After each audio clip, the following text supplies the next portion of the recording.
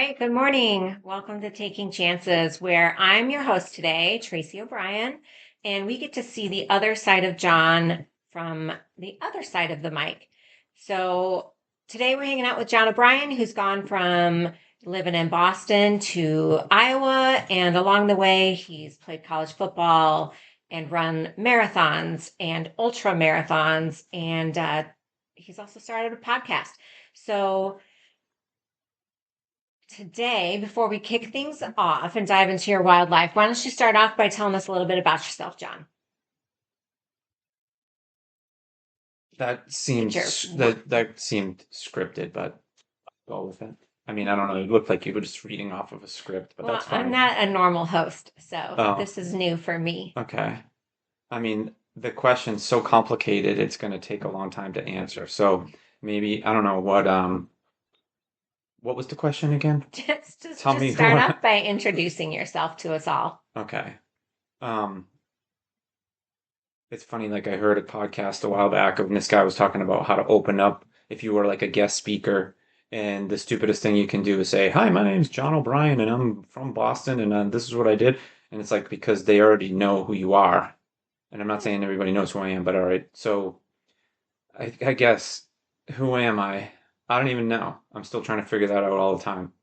Um, I think you can say that you maybe can define things on your actions, right? Like Sure. if you ask somebody, who they are, that's a pretty deep philosophical thing to answer. I can tell you my experiences and, what I've done, things that I've done throughout my life that probably define me, but that's just like stages, right? So, like today, who am I? Father of two, husband to you, um, father to the two dogs, Frank and Nash. That's been like an experience in itself, I guess, having new little puppies and raising them, because they're almost going to be 2 years old now. But I would say that, when I started running, people were like, "Oh, that's that runner guy, that crazy runner." And I know a lot of my friends that run. They're described there by other people they work with probably the same way. Though that's that crazy running guy, Kurt, or that's that crazy runner, Emily, or Austin, or whoever. Sure. Um, and then I've been reading more about like, okay, if running wasn't there, who would you be, right? If running wasn't there, who would you be? And I'd still be all the other stuff I said, like a dad and a husband and a father and all that kind of stuff. All I right. don't know. So, well, let's start It's a off lot. with talking about your family. So, where you grew up in Massachusetts. Mm, I know, as Kurt likes to holler, Peabody, mm, Peabody, Mass. it's embarrassing. Yeah. So, tell us about your family and what growing up was like in Boston area. Yeah. Um, you had asked me some questions yesterday, and I was Mhm. thinking about it today on my run. Like, talk about your childhood and how it was, what it was like growing up. And I think I mentioned to you something about how like I can remember back to events and stuff like that, and I can talk about my family, but I also want to talk about other people in my lives, right? Whether it was my mom and dad's friends or my aunts and uncles and cousins and my friends, but I'll kind of walk through that whole thing. And I mean, I don't know how far back you want to go, but like my earliest childhood memories were growing up on Beacon Street in Peabody, and it was just a neighborhood full of kids that were around 2, 3, 4 years apart. And there was, I'll name them all. Okay. So like we lived next door to my cousins and my grandmother. And so I had three cousins, Donna, Lori, and Donnie. And they were all, like I said, within 3 or 4 years of me and my older brother, Mike. And I'm trying to go back to like the earliest memories I have, right? Yeah. Like of my third birthday party or something like that. And across the street from us, directly across the street, was the Dugars, and there was Tommy, who was, I think, younger than me, and then Cindy, um, Dugar, and Pam. And then diagonally across from us was the Burns family, and there was Scott, Tommy, Craig, and Kristen. And then a couple doors down, I think I told you this one before, but like my Beacon Street turned into Shilber Street, and Shilber Street was the start of the Salem Peabody line, right? So right Okay. down, like 3 or 4 houses down from us was Salem, and there was Mrs. Green lived next door to us, and she was some lady. I thought she was like 100 something years old, and we used to do stupid stuff. I can tell you stories about her. And then a couple doors down from them was the Willies, and it was oh man, Kim Willie and Melissa, and then next to them was the Shibes, and that I remember. So there was Eddie Scheibe, Chris Scheibe, Doug Scheibe, and Leanne Scheibe.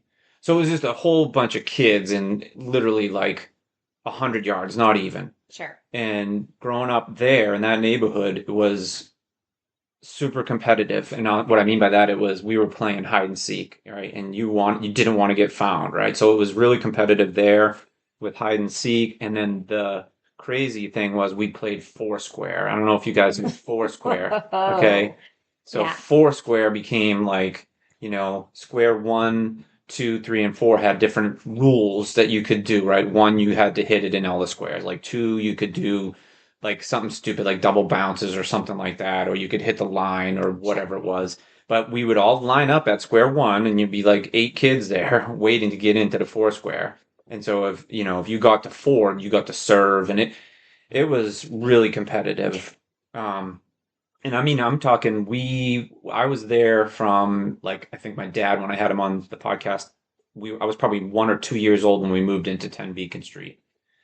And so I'm now talking from like three, and I don't think we moved until I was probably 7 or 8. So like from 3 to 7, these are the years I'm talking about.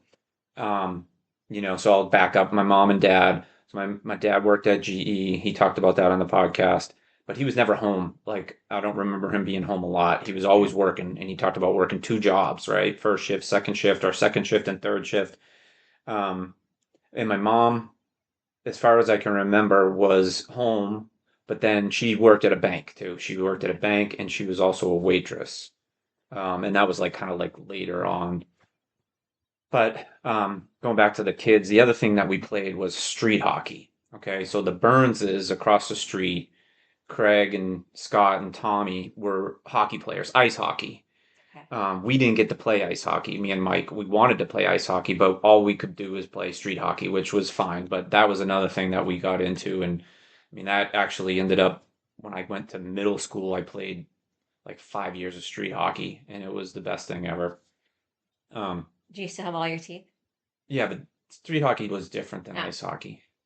Um, but those are the things I remember is that it was really competitive. I remember we played chase, right? Like, kick the can and all this other stuff. And I just always remember thinking like, I wasn't the youngest, but I was probably like the second youngest kid.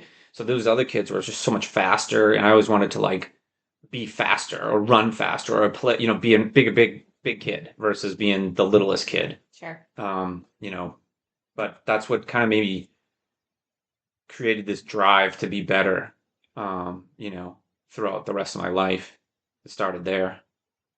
But I had an older brother, Mike, okay, and my younger brother Matt wasn't born until like 6 years after.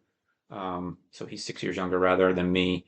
And so like growing up for the first 6 years, I was the baby, right? Mhm. It was Mike who was the craziest kid in the neighborhood, and then me. So I had like this legacy I had to follow everywhere after Mike went through school. Like the teachers would always be like, "Oh man, here comes another O'Brien kid," and it would be like me. I'm like Brian, the shy little kid, and Mike was a freaking maniac, you know. So I just had that. I guess I don't even know what you would want to call it. I guess legacy, but the expectations of the O'Brien kids was like, "Oh no, here comes another one." So I had to follow him all the way through, and all the way through high school. But growing up in Beacon Street, that's my fondest thing of memories of that was just how much fun we had. We just had fun. We used to walk to school, and I know there's like this, oh, we walked to school and the freaking this and that. But I'm serious when I say it was probably at least a mile, maybe a mile and a half away, and you had kids in kindergarten, first grade, second grade, but we all walked to school together. And the school back then, it was the Welch School, is where we went to. I went to kindergarten at the old high school, which was the Sieglitz High School, or Sieglitz was my kindergarten and first grade, I think. But then the Welch School. Okay. And then kind of talk to us about, you mentioned family, friends, and then Yeah. also friends of yours at growing up that helped kind of shape you. Yeah. So one of the most traumatic things was we moved. Okay. So when my younger brother Matt was born, my dad was like, okay, now we were, first of all, we were living in this, I don't even know, two bedroom house. And I think there was only one bathroom in the upstairs. I don't remember there being a bathroom in the downstairs. It had a rock wall foundation, dirt floor basement. And it just reminded me of a story. My dad used to love to scare the shit out of us when we were kids. And if we would misbehave, he would lock us in the basement and say that there was a guy down there named Mr. Blue that was going to get us. And I mean, you want to talk about trauma as a 3 or 4 year old being like locked in a dark basement. And I don't mean like locked, like, but yeah, put down there and be scared to death of Mr. Blue. Yeah. um, but I forget what I was going to say. We were talking about. Just you moved. Yeah, oh, right. So when I was in second grade, we were, like I said, we needed a bigger house, right? Because when Matt was born, we had a two-bedroom, like two bedrooms in the upstairs, but there was like this little tiny room, and I don't even know, I can't even picture what it looks like right now, but there was a little tiny room that you could probably fit a crib in. That's when my dad was like, okay, we got to get a bigger house. And then we moved, and that was traumatizing for a bunch of reasons. One, the Welsh school was pretty good, and it was a newer school in Peabody. And then I was transferring to the center school.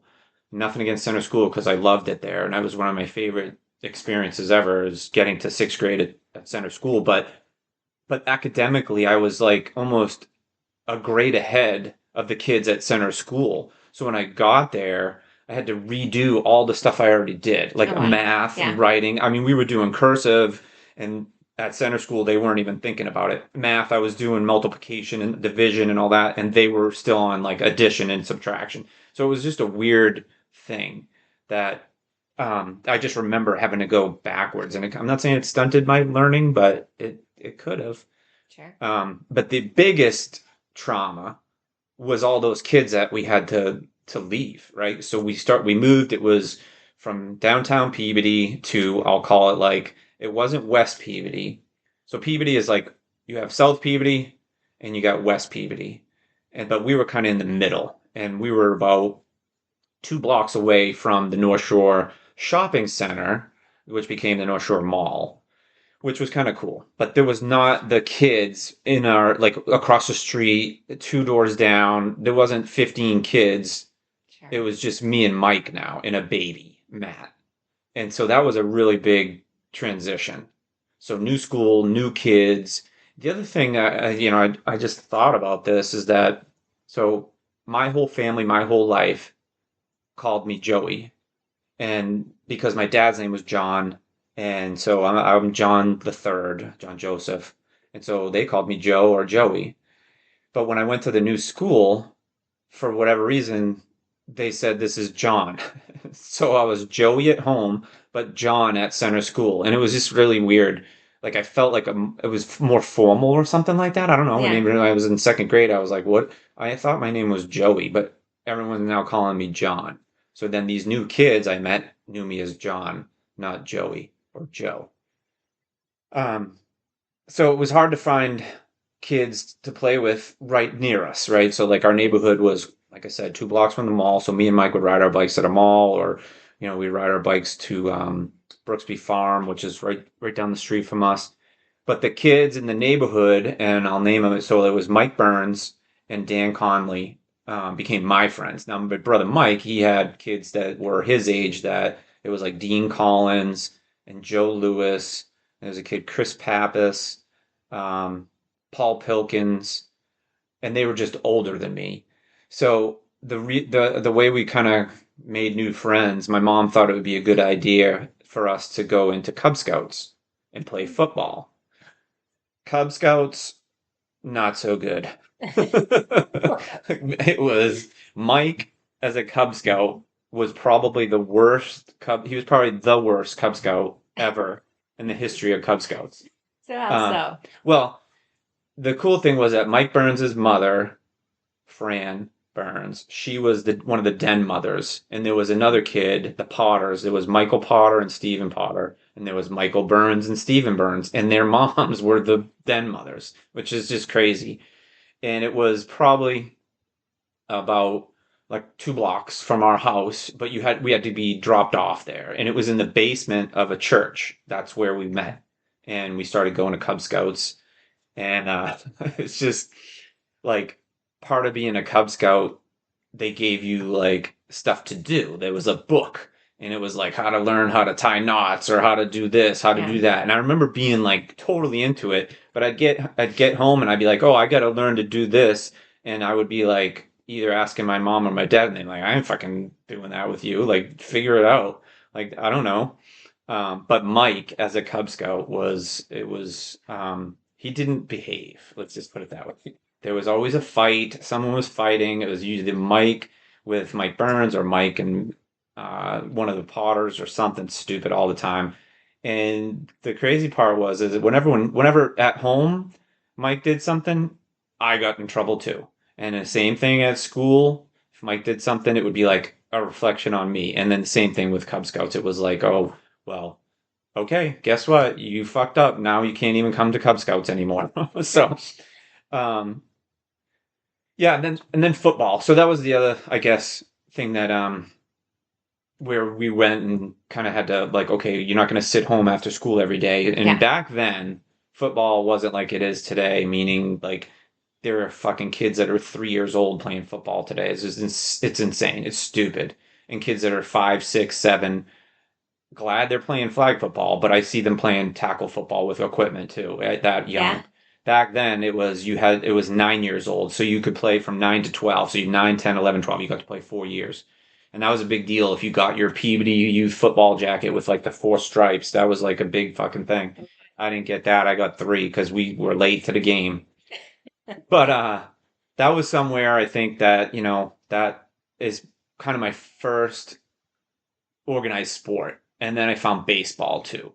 So me and Mike played for the same teams. So we played for the Ward 5 Chargers, which were the football team, and then we played for the Minor A Indians, and that was probably one of my favorite experiences ever was playing for the Indians with Mike. We were really good. We had a good coach. It was his name's Phil Sheridan, and he was a huge runner. Like I mean, Okay. I remember this vividly. Like playing baseball. I pitched and I played like center field or shortstop or whatever. But I was pretty fast back then.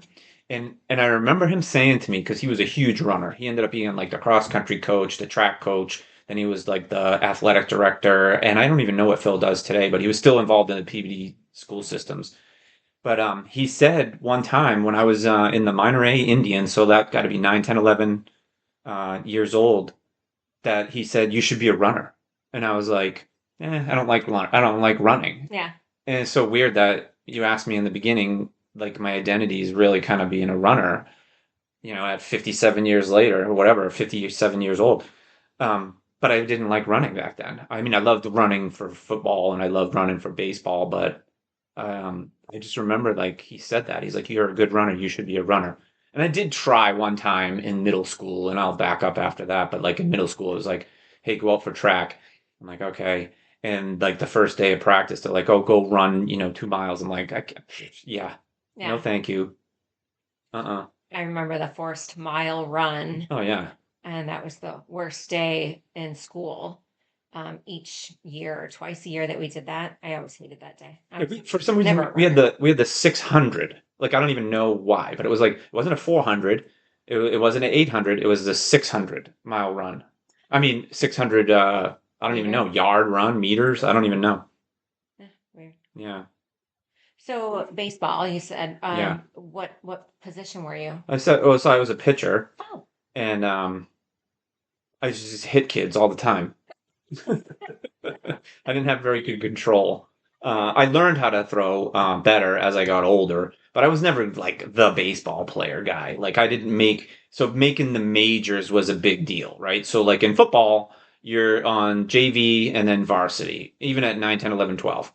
And I think I was on varsity like after the first year, and I was a center. I was the guy that hiked the ball, and Mike Burns was the quarterback, and Dan Conley was the running back, and it was pretty awesome. I mean, we weren't great. Um, we used to lose a lot of games, and I just remember there was a couple times where I was like scared to go to the game because of the other kids on the other team. They were like monsters, like crazy monsters. I think I might have talked about this before, but there was two brothers that they played. Their dad was the coach of the Packers, and it was the Packers for sure. It wasn't the Saints. It was the Packers. Yeah, I think it was the Packers. But anyway, their last name was Konovalchik. So the dad was a lunatic, crazy guy. Like one of those guys that you could like today you'd be like, "Oh, that guy's insane." Like, but they had the craziest team. Chris Konovalchik was the quarterback. All right. okay. And Alex was his older brother, and Alex was kind of gone maybe 1 year after I was there. But Alex was a running back, and Chris was the quarterback. And Alex Konovalchik went on to play football at Harvard. Okay, he one time during a game, I just remember falling backwards trying to tackle him, and he stepped on my chest and then like on my face, and I was like, this guy this he's a good football player. He just destroyed me. But the crazy part about Chris Konovalchuk was that he was like best friends with my buddy Dan, and they went to a different elementary school than we did. So what's weird about it is, and I'm going way backwards and sideways here, but like Mike Burns went to St. John's, was a Catholic elementary school, and then Dan went to the Farnsworth, and I went to Center. But we were all in the same neighborhood. That was what another thing that made it really kind of weird, where the kids I had to meet were didn't live near me that went to Center school. So that was just a sidetrack thing. But going back to Chris, he was the quarterback for the Packers, and the dad was the coach, and he had a stutter. And so, like at the quarterback position, you say "ready, set, hike" or whatever those cadences are, and he couldn't. He couldn't say it. So the center would say "ready, set, hike." I mean, this is back in 1978, 79, and 80. And I think about it today, like how there's like teams with deaf kids and stuff like that, and how Yeah. they learn how to play. And if you look at in the NFL now, if you look, most teams, the center, he's listening, but there's another guy like the guard that will move his hand to tell him when to hike the ball. And it's like because you can't the noise and stuff like that. But Mr. Konovalchik would yell the play in to the kid that was playing center, and the kid that was playing center would call the ready set hike, and they would run the play. So we kind of knew the plays, but it didn't matter. They just run all over us. There was youth football was pretty rough over there. It was there was the Giants, the Saints, the Packers, the Chargers, and I'm probably forgetting another team, but the Giants always won. They would Hmm. destroy us. There was so many good kids on that Giants team. Dave Moss was one that was a running back and a linebacker. And I mean, that kid was just, he was one of those ones that I would say like maybe matured young, He Sure. was a judo champion at like 15 and just a monster. There was a guy, Chris Collins. He was a running back. He ended up becoming like a pretty famous broadcaster out there, sportscaster. I'm not sure what Chris is doing today, but he was really good. The Andres, Pat Andre was man, those guys, Dick Davis, and then the Saints had a couple of other friends that I went to school with, Joey Regal, Brian Hughes. So like I guess the whole theme here of my youth, and you kind of make fun of me sometimes when I remember everybody's name. And I don't know how or why, but I just remember everybody's name because it was just that cool of an experience to have those friends like during that time. Sure. And then as you move into high school, Well, what's, in middle school. oh, did I skip middle school? Well, talk about your Well, middle I'll talk. Let school. me I talk about mean, center school because center school for me was the best experience ever. Like they had small classrooms, but which back then we were broken up into groups. A, B, C, and D. And I know that's probably not politically correct today world where it was like, oh, group D is the dumb kids, C was like the not so dumb, B was like, or it was the other way around. A was like the lower, B, C, D. You wanted to be in D. And I think you could move your way up throughout like first grade, second grade, all the way to sixth grade. But you had to obviously get good grades to be in group D. I was in group C, so the second highest one. And I didn't mind being there because um, it was fine. Whatever you are, whatever. But you knew, right? If you were in Group A, you knew. Well, if I want to get in B or C, I got to work harder, Yeah. right? So it was like setting expectations. It wasn't like bullying or singling people out. It was just the teachers would teach to that level. Sure. So anyway, the center school though was the principal, Mr. Roach, who passed away a long time ago, but he was also our football coach. So that was kind of cool to have the coach of your youth football team be the principal. So you kind of got away with a little more than normal, I'd say, because he was the principal. But we had male teachers too. There was, and I mean, my sixth grade was like probably the best school experience I ever had.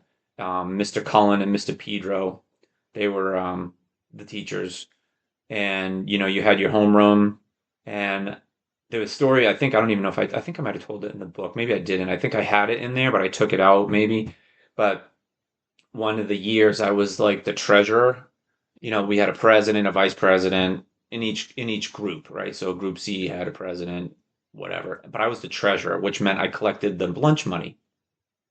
And you want to talk about like a job that I had to collect the money, and I'm talking about like 35 cents or a quarter for lunch. Yeah.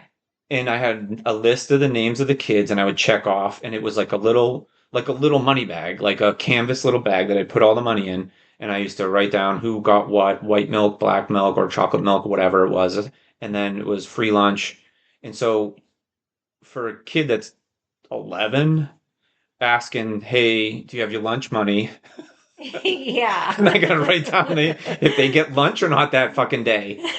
Like, what the fuck? And I remember, and it was, there was a lot of kids that didn't have money. There was a Yeah. list of the kids that were free lunch, and you're just like, I mean, hey, okay. And, you could pay like a nickel more for an extra milk, and you'd have to write that down. And then so the job was you'd take all the money, collect it, and then you got to go to the cafeteria and drop off the names and the list. And it would, when you got in line, they would fucking be like, all right, what did you order? Or not, not what Yeah. you order, but you get an extra milk or not, or whatever.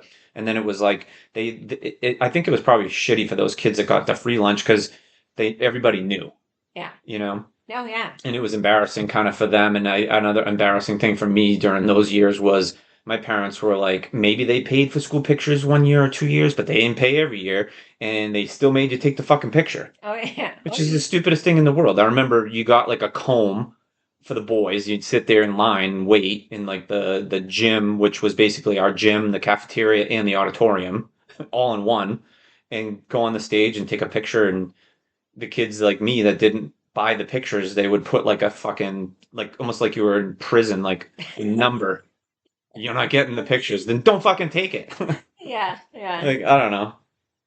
So center school was great. Yeah, center school was great. So going from sixth grade though, so back then it was, I'd say maybe, I don't know if kindergarten was there, but let's just say it was first to sixth grade.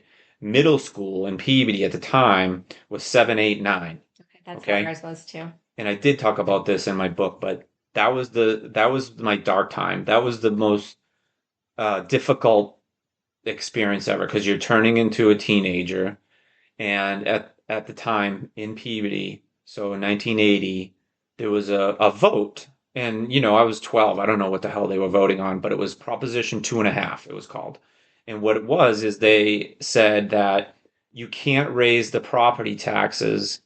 It was either yes or no for this vote, yes or no. Yes, you can, or no, we're leaving it at that. That more than 2.5% every year. That was like, okay, now that I'm a homeowner, I'm looking at it going, that sounds, pretty good. But guess what? If you don't raise the property tax, guess what you don't have? What's that? Money for school? Right. Yeah. Money for anything, right? So the town suffered tremendously from that vote. It got voted like in or out, whatever way, but it was no, we can't raise the property taxes.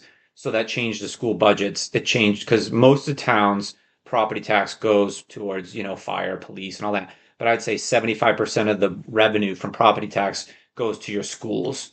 And that's to pay the teachers and all that kind of stuff. So what happened is we lost all the sports. There was no sports. So like talk about continuity of like you're going outside sports. Football was fine because it was again 9 through 12 years old and it was through the city. But school sports, which start in middle school, like football, hockey, basketball, we had none. Zero sports. So that sucked. That was terrible. And then the other thing that happened because of this budget cut, there were, let's just say there were 8 elementary schools. There were 2 middle schools. There was the JFK in West Peabody and then the Higgins in kind of South Peabody near the police station. And so they had to combine them. So you're now talking about a middle school that was set up for, let's say, 6 feeder schools. Now you have the whole entire city into one middle school. It was terrible. It was absolutely brutal. So you had a mixture of all these kids from West Peabody, and then all the kids from South Peabody all going to 7th grade. And it was literally like a combat zone every day. There was a fight in the schoolyard. Like before we even got into school, there was a fight almost every day. And going to school and trying to learn, but also fearing for your life was pretty shitty. Yeah. The other thing with Peabody, the middle school, Higgins, had an attached vocational school. So it was a vocational high school for kids that were going to be in, let's say carpenters or mechanics, but now they're a high school age kids. So 15, 16, 17, 18, maybe 19 or 20 with mustaches and driving to fucking school with kids in 7th and 8th and 9th grade. Wow. And they were in the fucking school. So I'll just tell you a quick story about gym. So we used to have gym class. I don't know what they call it now, but we used to play floor hockey or like whatever. But floor hockey against the vocational kids was like murder. God. So picture, you're 12 years old and you go to gym and it's embarrassing anyway because you got to go in this locker room and change and you're like, this is fucked up. And then you go play hockey or street hockey against the vocational kids, and they would just beat the shit out of you, like checking you, hitting you with the stick, and there was nothing you could do. The teacher, the gym teacher that I remember, and everybody that listens that's from Peabody will love it, but his name was Mr. Demore. Okay, and Mr. Demore was a bodybuilder, and he was, I think, Mr. Massachusetts or something like that. But he was this giant guy. Oh, like at least he was. We thought he was a giant guy. I don't even know how tall he was or what he weighed or whatever. But he was a bodybuilder, and he used to just stand there with and literally press his biceps he just Mr. Demore. But he would laugh because he would let us play against these older kids. Yeah. It didn't happen every time, but when it did, it was not fun for the younger kids. Jeez. Yeah. So it was a traumatic experience. I had really fucking shitty teachers that were just asshole teachers. They probably were mad because, I mean, I don't know if their salary changed or whatever, but it was like a bad deal, like all throughout the whole fucking city. It was just like no sports and a shitty 7th, 8th, and 9th grade. 9th wasn't terrible, but 7th and 8th was horrible. Having an older brother helped a little bit. Mike was always a bigger kid. And I didn't talk about when we were growing up at the Welch school, but they used to just pick on him and he'd get in fights all the time. So he would protect me, I guess. So I'd say him and some older friends. But getting off that bus every day, me, Mike Burns, and Dan, the bus rides were, you also had kids that were in the Vogue that didn't drive that were on our bus too. So they were smoking pot on the back of the bus, listening to the radio. Imagine having a boombox radio just blasting, and then kids smoking, either smoking pot or just smoking on the bus. Wow. I do have some memories from when I was in elementary school of our bus driver pulling the bus over. Oh yeah. And scolding kids at the back of the bus for those sorts of things. But so one quick story about that. Yeah. So eventually I end up meeting this guy. His name was Greg DeFosi. I meet him later, but not in middle school. I didn't. He played football for the Saints, and he had an older brother. But I'm trying to think. He was young. He was younger than me. But anyway, we became friends after and during college. But pause that. His mom was a bus driver, and this stuff was going on every day, and she just got fed up one day. And as I mentioned, the Higgins was like the parking lot. You went out, and the police station, they built a brand new police station like right down the bottom of this hill.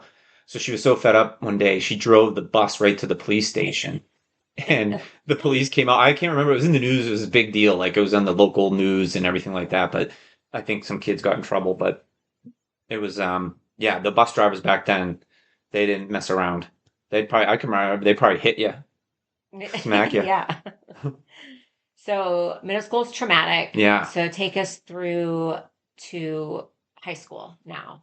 Yeah, I think I'll kind of, now that I in retrospect look back at like my learning ability and capabilities and all that kind of stuff got stunted, and kind of paused and put backwards, and then try to, I was like relearning stuff that was boring, right? So then I was like, I wasn't paying attention, but I kind of could skate by. Like I was pretty good in math. I hated English. I hated reading. I couldn't read. I hated it. It was more like reading now is to me about like meditation and like Hmm. slowing down and learning how to, comprehend what you're reading. It's something that you have to learn, and I don't think Absolutely. I don't think I did, right. And then the middle school teachers were just throwing around terms that I just didn't even like, prepositions and this and that, and I was like, I'm lost. And the one teacher, Mrs. Siegel, who, I'm not going to say anything bad about her, but she was the worst teacher I ever had, and it was English. And so like I failed English, because of her, and I just was frustrated, and it just sucked. So I wasn't very good at English. I was pretty good. I was really good in science and math Yeah. and art. So, middle school's over, and then now we finally get to go to the high school. So there's two things that I'll talk about. One was the sports part, because we missed out on seventh and eighth grade sports. So by the time we got to ninth, you could play high school because you were a freshman, but you had to take a bus from the middle Yeah. school to the high school, which after, going to school all day and then having to ride a bus to the high school to keep, it logistically didn't work for me or my brother Mike. It was the same thing. Like you had to have somebody come pick you up, and it Yeah. was like at 6 o'clock at night or whatever it was, and your day went from 6 in the morning till 7. You were gone the whole time. It didn't work out, and I just didn't play. I didn't play for freshman year. Um, but sophomore year in the high school was fun. High school was a lot different. The high school, we had to walk. So me and Mike had to walk from our house most of the time. Like probably when I was a sophomore, Mike had his license, but before he had a car, we had to walk, and it was like through Brooksby Farm, through the woods, and it wasn't that far, but yeah. So I think I also struggled through high school with English again. It was just not my thing. I loved math. I was really good in chemistry and science. I had like all kinds of like I don't know, they call it AP now, but I don't think it was that back then. It was just more, like physics, and Yeah. I had like like chemistry and like advanced chemistry and like all this other stuff that I love. I loved that stuff, but I just hated English. I hated it. But sports. So then again, and I played baseball all the way through, maybe up until my junior year, and then I don't know, I just didn't want to play anymore. I was on the JV team as a sophomore, and we had fun. Like, I mean, we had a lot of fun. I'll mention a kid's name. This kid, Fran Simmons. He was the catcher, and I was a kind of a half-ass pitcher and whatever. But we had a lot of fun, traveling. I also played basketball. So, growing up, we had a basketball team through the church. It was called CYO, which is a funny story there. So there was St. John's, like St. Adelaide's, St. Anne's, um, and we would play other churches in other cities like Swampscott and Salem and all that.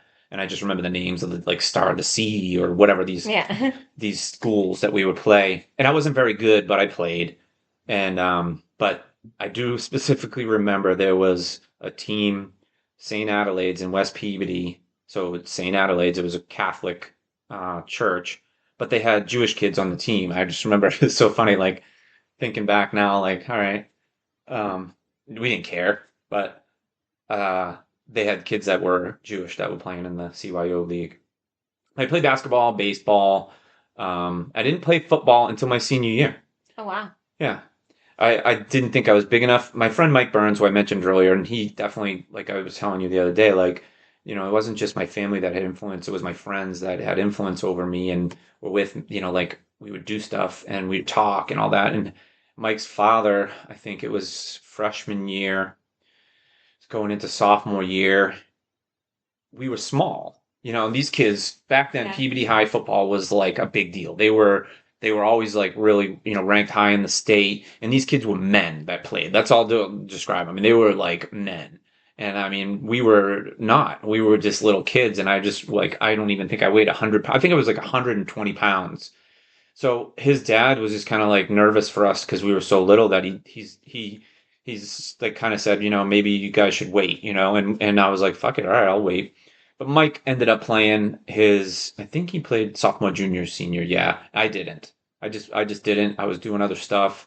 I loved football, but that break kind of screwed us, I think. It was just like, if we had continued that and had the Higgins team, which my brother got the benefit of, I didn't. It would have probably I would have kept going. Um, in basketball, basketball was funny too. I remember, I made JV team and I never played varsity. I just like to practice. I like to hang out and have fun and like going and traveling. Like we used to go to like Malden and Medford and Yeah. Somerville and play all these we were in the Greater Boston League, sorry. So Peabody was in the GBL, which is the Greater Boston League.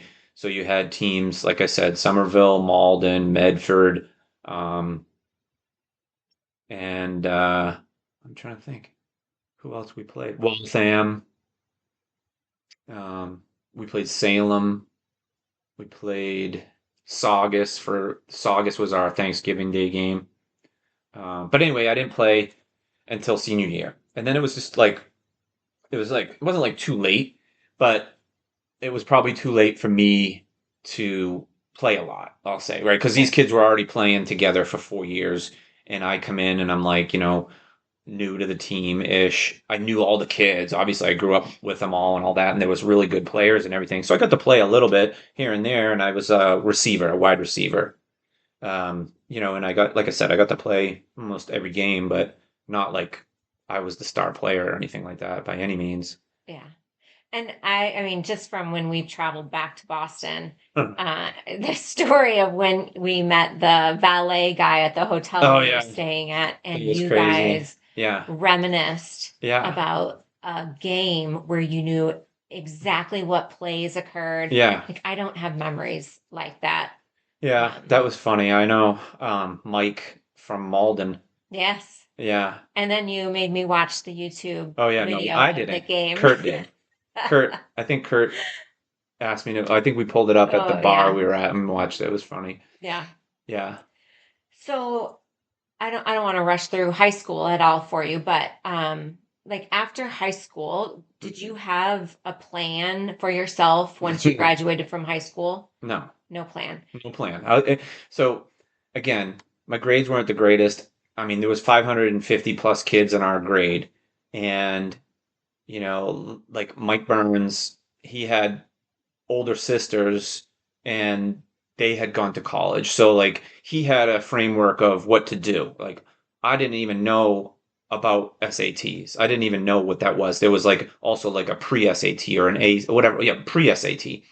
And so I didn't know anything about any of that. No one in my family was even talking about college. No one went to Yeah. college. Didn't even know about it, right? So like Mike had that going on and I just remember like thinking, should I take SATs or something? And it was like on a Saturday morning. The reason I started even looking into it was because of Dan. So Dan Conley, Dan, he grew up down the street from us, and he had two brothers, and it was the Conley family, and my mom kind of like was the neighborhood mom and all that. Like we'd go over there to my house, whatever, just to have snacks and eat after school and Hmm. hang out. And then my mom like kind of just became like the mom to all these kids, even Mike's friends and stuff. But so Dan was talking about going to college because he had two older brothers and his dad was a teacher at the high school, so he kind of had a framework too of like, oh, this is what we should do. But he was behind the eight ball like me. Like we're like, wait, we got to take SATs. So we signed up, and I swear to God, I went there and I was like, what the fuck is this? And I'm not shitting you. The math part I tried. Like I was like, oh, let me try on the math part. Like I'll try to answer these. And I got bored and I was just like, do, do, do, do, do. I swear to God, I filled in those circles like a fucking design. And especially on the reading part, I was like da da da da da. And I got like an 880. Like I didn't even break 900. Yeah. The highest score is 1600. Okay. Yeah.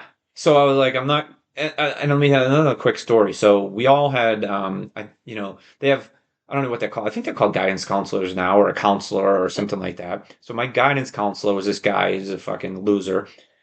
He says to me like junior year, hey, this is how the conversation went. This guy was like a tall guy, glasses, hair was all fucking messed up, and it looked like who the fuck are you giving advice to kids? But he just said, where are you going to work? That Oh, was it. It was no conversation about school, like going on and into college or anything. So that was great advice from my guidance counselor. Anyway, Dan decides that, hey, we're going to go to college. I'm like, all right, let's fucking try.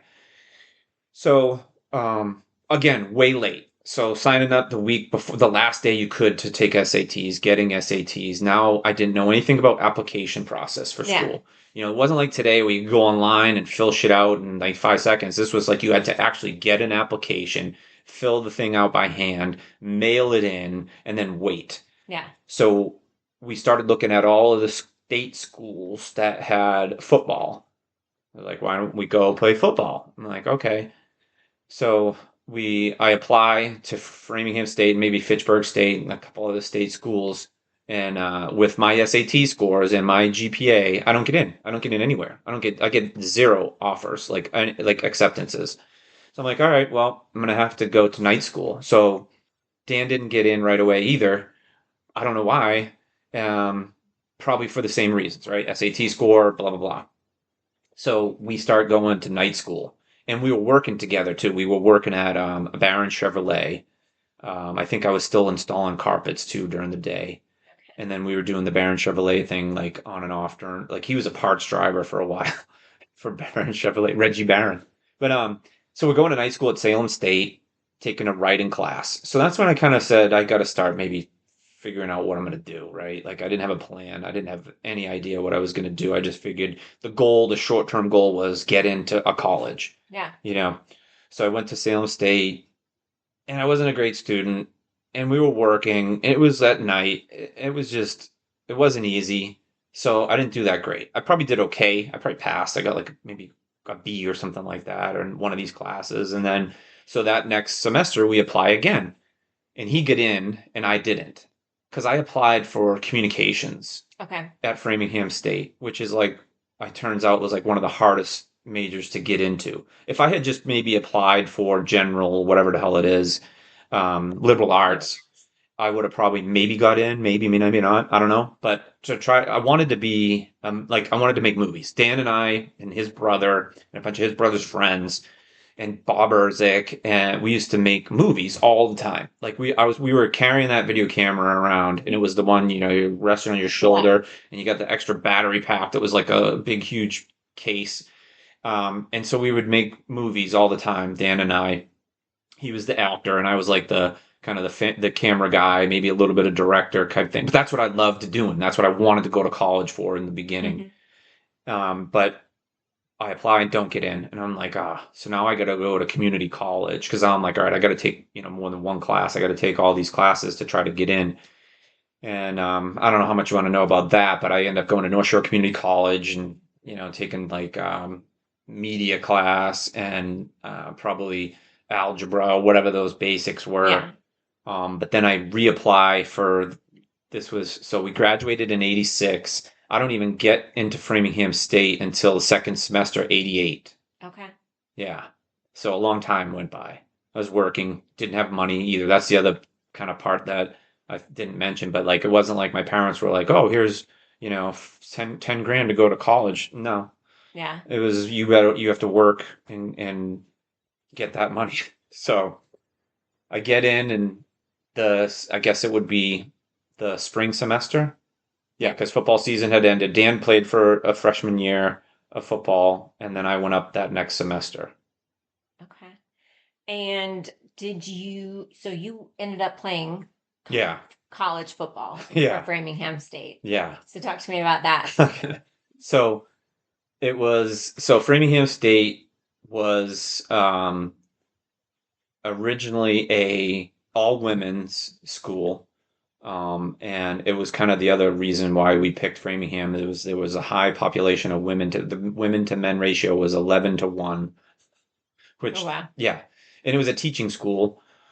And they didn't get football until like 1976 or something like that. Became first they became co-ed, and then they got like a club football team. And Tom Kelly, who now is the athletic director and football coach, he was like the AD when I was there.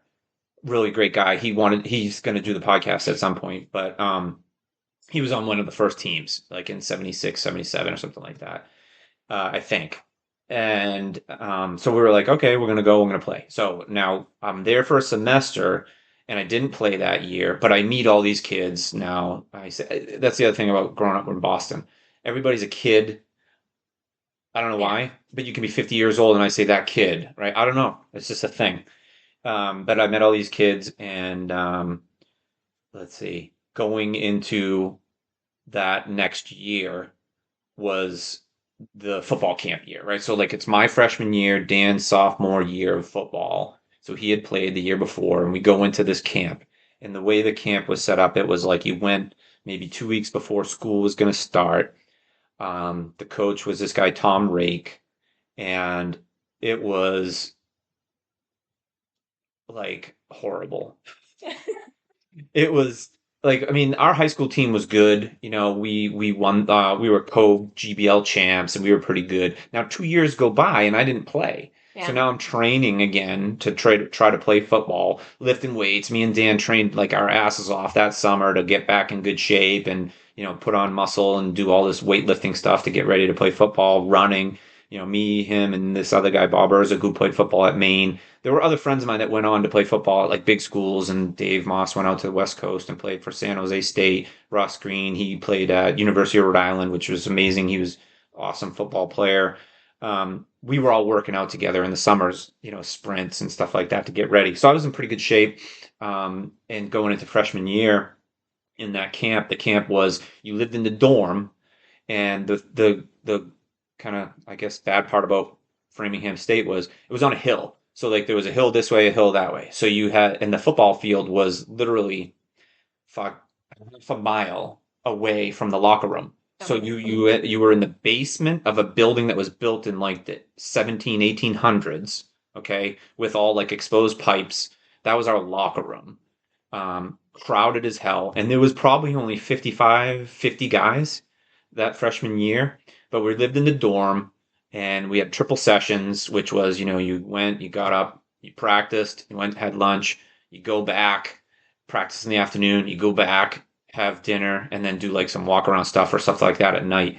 So it was really taxing. It was terrible, but so I'm on the football team, and I wanted to be a receiver. And during camp, they were like giving out numbers, and so they said, okay, these numbers are available, but you got to fight for them or whatever. And the fight for them was like tackling drill or something. One kid had the ball, and you tackled them, and then you had the ball, and they tackled you, whatever. I don't even remember. It was something like that. And there was a 24 was available, and I wanted 24, but so did this kid that was like a junior or a senior, and I'm a freshman. Nobody knows you, Yeah. whatever. And I was like, I'm getting fucking 24. And I just remember like having I don't know, like I said, I think you had to tackle the kid or hit the kid, or like it was just like colliding heads together. So I got number 24. Dan was number 25, and I was going to play wide receiver. The problem was that there were kids ahead of me that are already on the team that were like really, really good. Like Dennis Tarr. Dennis Tarr was like, I think he was probably a sophomore or junior. I don't know how many years these kids played because the way the Framingham State was, it was pretty interesting how many years people got to play. But they were pretty good. So I don't know how much you want me to tell you about the football experience, but I'm on the team. I during camp and then during the first few weeks of the season, there was this kid. I'm friends with him on Facebook. I'm friends with him, but haven't seen him in a long time. His name's Kevin Platt. He was the quarterback, and he was the only quarterback. Okay. I don't know what happened. There was maybe some other kid got hurt or something like that. But during practice, they were like, "Hey, John, do maybe you can try being the backup quarterback." I never played quarterback in my life. I only played that 1 year of high school football and then youth football where I was the center, and I was like, okay, I could throw, and so I became the backup quarterback after like the first week of the year, and just practiced as the backup quarterback. Maybe ran some like scout team as a receiver, and yeah, so I got to play some quarterback during my freshman year during the year. Towards the end of the year, Kevin he hurt his shoulder pretty bad, like a couple times, and we it was the last game of the year. It was Westfield State, which shout out to Matt and Angela because uh, Ella goes to Westfield State now, Okay. which is kind of funny. But Westfield had one of the only turf fields, like one of the first turf fields in this conference we were in back that in the 1988, 89. And I think I remember the rumor was, or maybe it's true, I can't remember, but I remember hearing it was the old Foxborough Patriots field. They got a new field, so they gave Westfield State this old turf. And I'm not kidding, it was like if they put the turf over 53rd cement. That's what it was like. It was like playing on cement. But I remember, we were like going to play on turf for the first time and whatever. And you could wear, like back then cross trainer shoes, like was the thing. You could wear these cross trainer shoes as opposed to cleats because it was like the turf laid flat like one way. Um, but I remember he got hurt, and that week before the game, I was practicing as like I was going to start at quarterback, and the Coach Rake, I don't know what happened, but there was another kid who was a senior who was a wide receiver, really good receiver, and he was going to play quarterback, and I was like, okay, sure, whatever. What am I gonna say? I'm like, Yeah. okay, so he's gonna play because he had more experience. I'm like, all right, well, I've been playing quarterback all year, but you're gonna put in this kid Eric Walker at quarterback. All right. So we go to Westfield, and he gets in there, and I mean, it was bad. It was really bad. Like I think he threw like three interceptions right away, and I'm on the sideline. What's crazy about it, and I don't even know why, but Mike Burns was there, and he had played football at Lowell, and it must have had like a bye week, or it was like I don't even know, maybe their season was over or something, or he got hurt and he came up to watch the game. So him and I were playing catch on the sideline like we were when we were out in Olson Road and Peabody, when we were kids, youth football, and we're playing catch on the sideline, and I'm watching our team get, beat because Eric Walker's playing quarterback and he wasn't doing very well. So finally the coach decides like, oh, okay, you can go in now. And I was like, all right. I think we were losing. It was probably I don't even know why it was like 15-0 though. How they got 15, I don't know, but it was like that. It was like we were losing and shut out. But I go in and like probably late in the second quarter, and what was cool about our offense was we ran the run and shoot, which is five receivers every play, and it was basically like not a lot of running. It was a lot of passing, and we had this thing where I would get to the line and I would call the play when I would see like what was going on right there. It wasn't like we maybe would say we're gonna run like C whatever left or C right or whatever formation was, and then I would get to the line and call the play. And I remember completing passes, and the coolest thing was it was like C-21 or something like that, which was supposed to be like a fake dive, and then I'd roll out, and I was rolling out, and all of a sudden I hear yelling. It's Dan Conley. He's running and he's like wide open. I just toss him a touchdown pass, which was really, really cool It was because awesome. yeah, it was really cool to get to do that. And then so now we're down. It was like 15-6. So they say we're gonna go for two. I'm like, all right. And for whatever reason, I don't know what it was, but I it was supposed to maybe be a pass, but I rolled out or something, and I was like, all right, I'm gonna run it in for the 2 point conversion, and I got fucking hit so hard.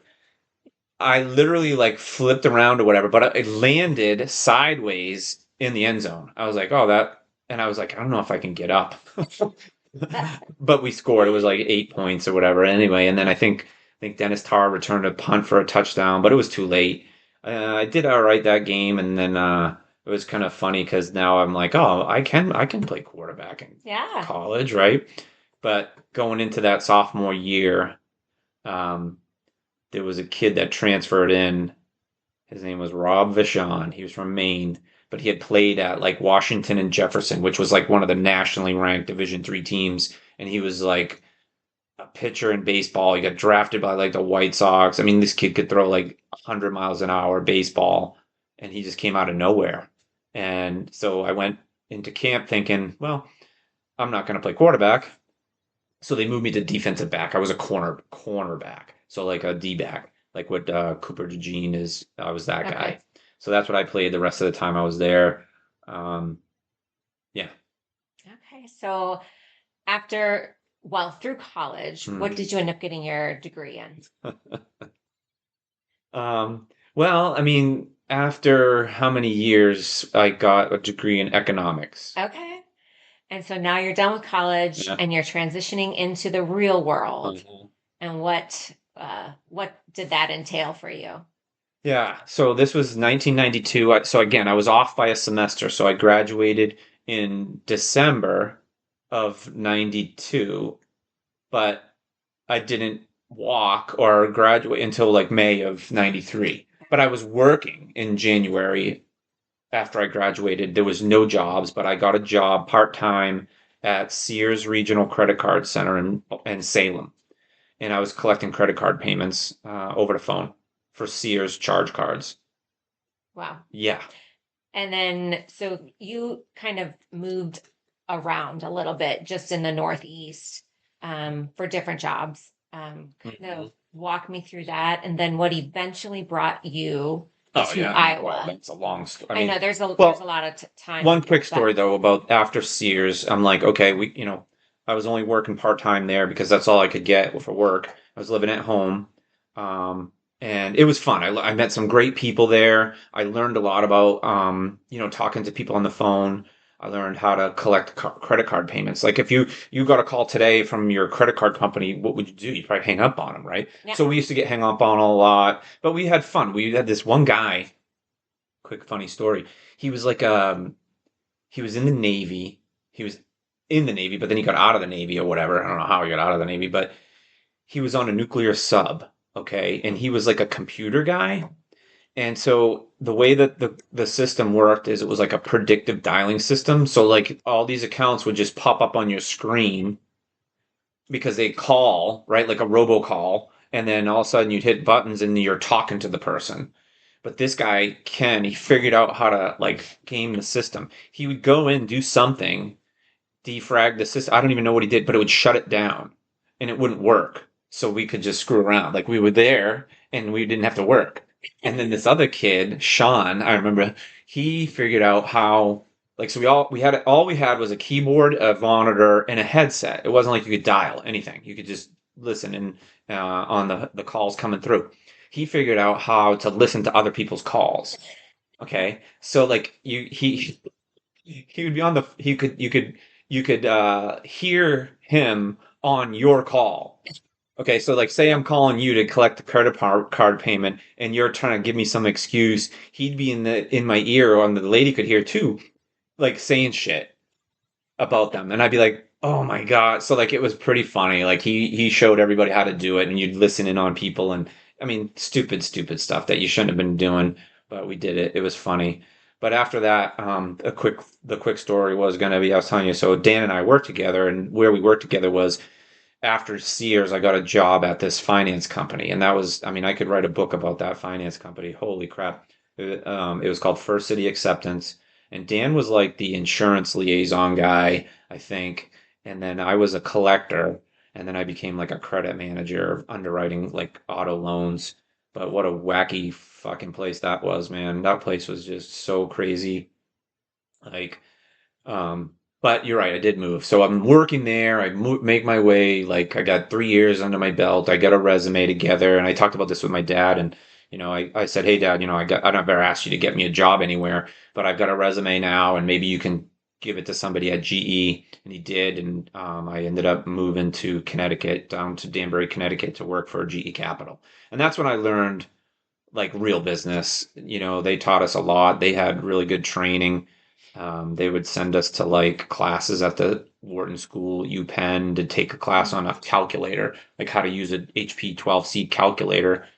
So I learned about leasing. That's when I became like a leasing kind of expert on the collections end, commercial accounts.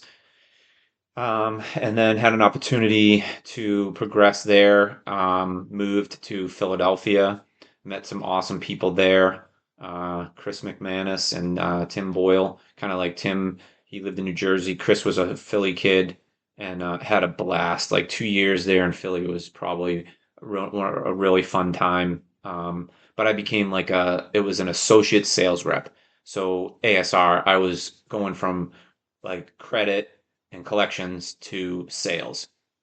And I supported all the sales guys in the field. They had their territory, and there was probably like, maybe 8 guys that I was supporting. I would, help them with their proposals, and I would help them with their databases. And back then, the database was literally like those hard disks. And we had this thing called ACT, and you'd have to load like 6 disks into the computer. And there was that. I helped them with collecting documentation, and then I started learning how to like call customers and sell equipment financing and leasing through them. And then had a chance to move back to Boston to be a sale. It was like a VP of sales role, but everybody was a VP back then.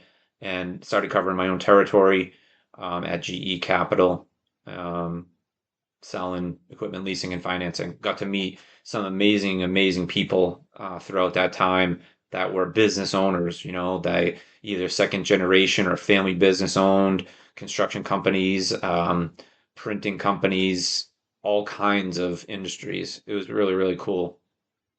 Wow. And then at what point in your life after college, after football, did you get into running? Yeah.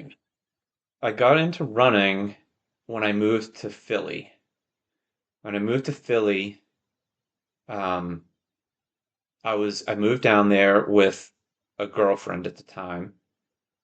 Um, and there was a thing called the corporate chase, or the Chase corporate challenge, Chase Bank corporate challenge, something like that. And it was a 5K. And some people were going to do it. And I was like, oh, I'll do it. And I think it was in New York. I think it was in New York because we were in Philly and we took a train to New York City to do it. Anyway, I had played football for the time I was at Framingham State. And, like I said, I went from like 125 to like 195. But now, as I wasn't kind of playing football or doing anything, I was just lifting weights. I was like 210 pounds or so. So I was like, I got to do something. But I was lifting weights. I wasn't like out of shape, but I couldn't run a mile. Like I remember down there in Philly, there was a place that I lived that was like an apartment complex that had like a trail through the woods, and I don't even know how long it was, but I couldn't even run a half a mile like without stopping. Yeah, I was terrible. I could sprint, but I couldn't run distance at all. But that's probably that was the beginning of the running. And then when I moved back is when I started. I was like, okay, so it's 1998, and I was single, and I was living in an apartment in Newton with Mike Burns and Bob Urzick, and I was like, I got to do something with this running. And I joined the team in training, Leukemia Lymphoma Society, and I was going to run the Dublin Marathon. Oh, wow. Yeah, that was my first kind of training program. formally, like because of where I lived, though, I didn't meet with the group.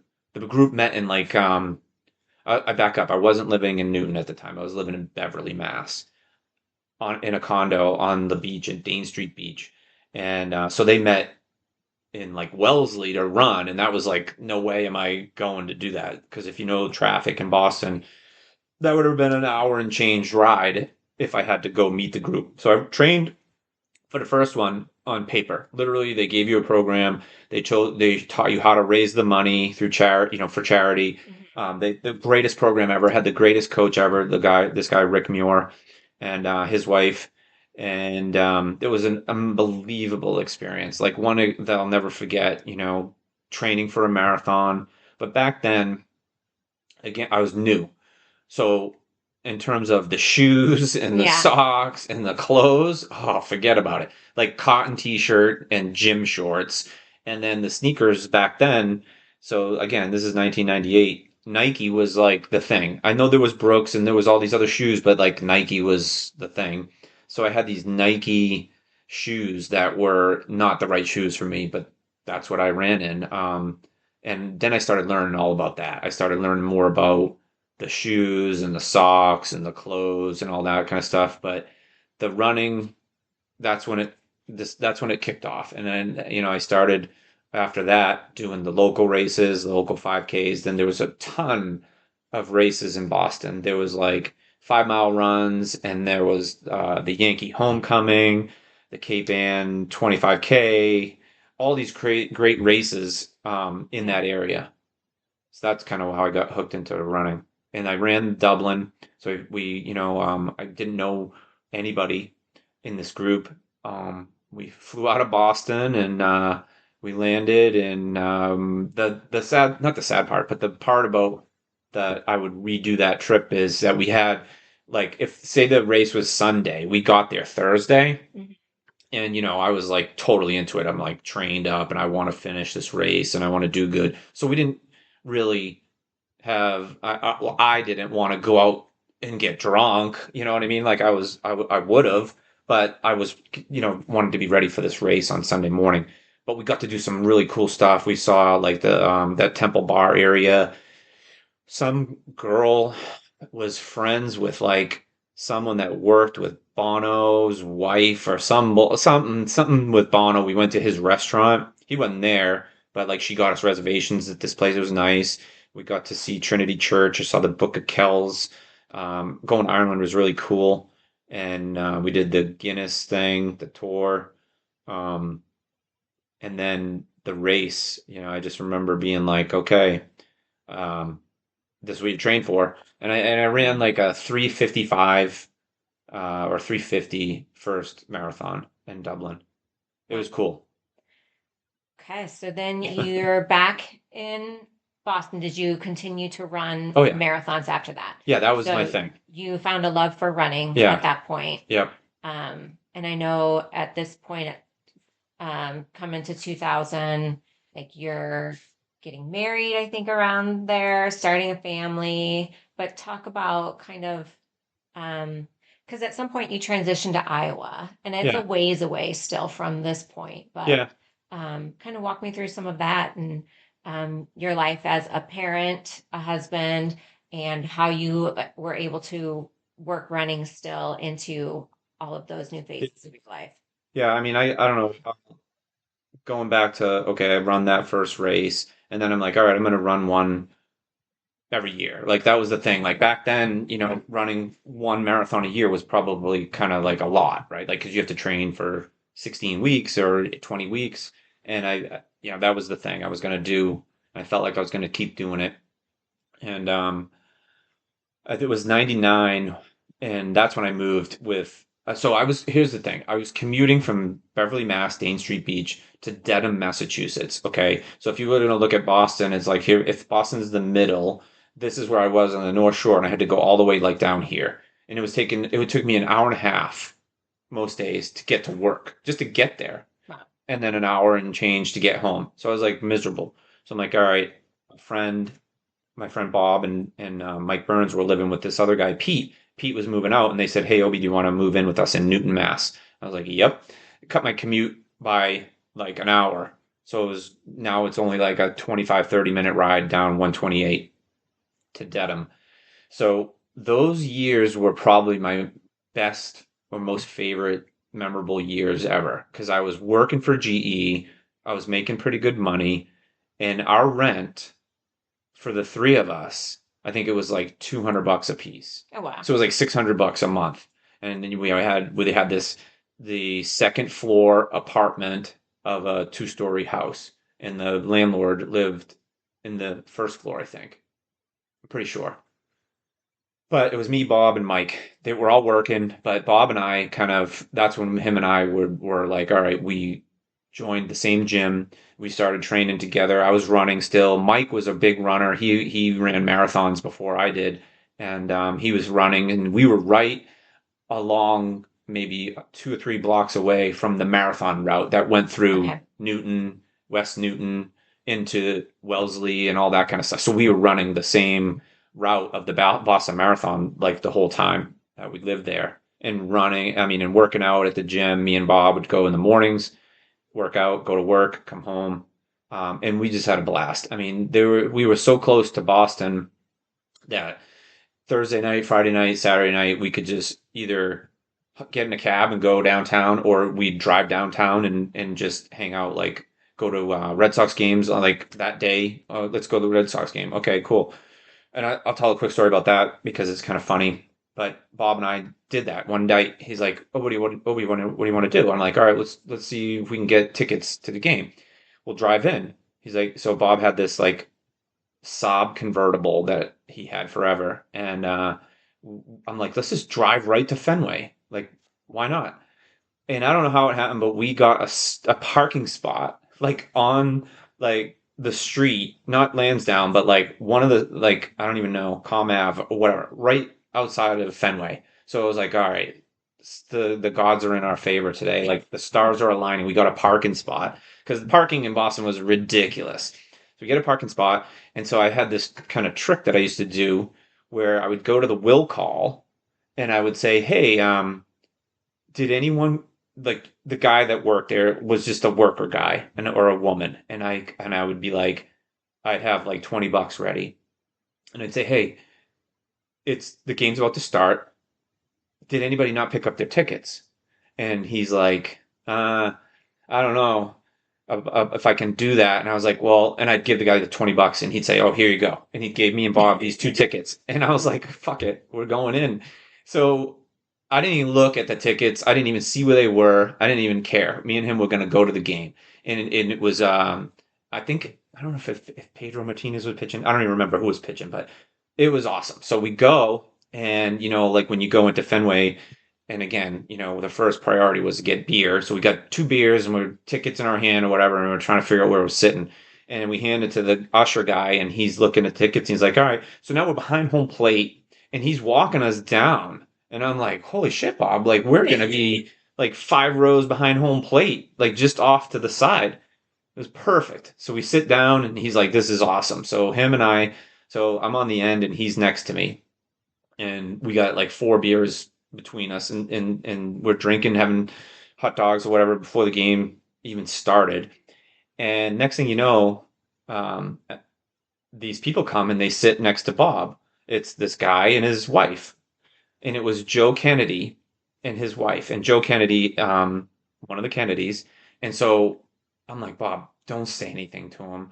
I'm like, because he's now drunk, and I'm like, come on, man, don't, like, we're gonna get kicked out of here if you say something stupid or whatever, right?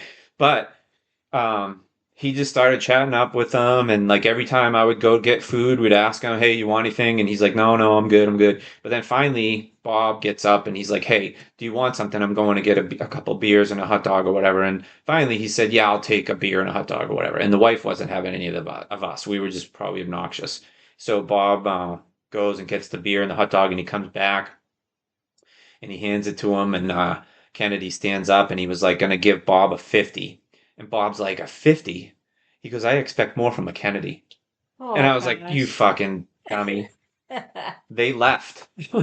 Wow. I don't know why he got mad at that, but I think it was probably some other shit we did. I can't remember, but it was It was fun. But we did stuff like that all the time. We like on a whim drive to Newport, Rhode Island. We were just having a really fun time. We did a lot of stuff together, and it was really cool experience that time of my life. But fast forwarding now, again, like you said, I now I'm working at GE still, and yeah, 2000, 2001.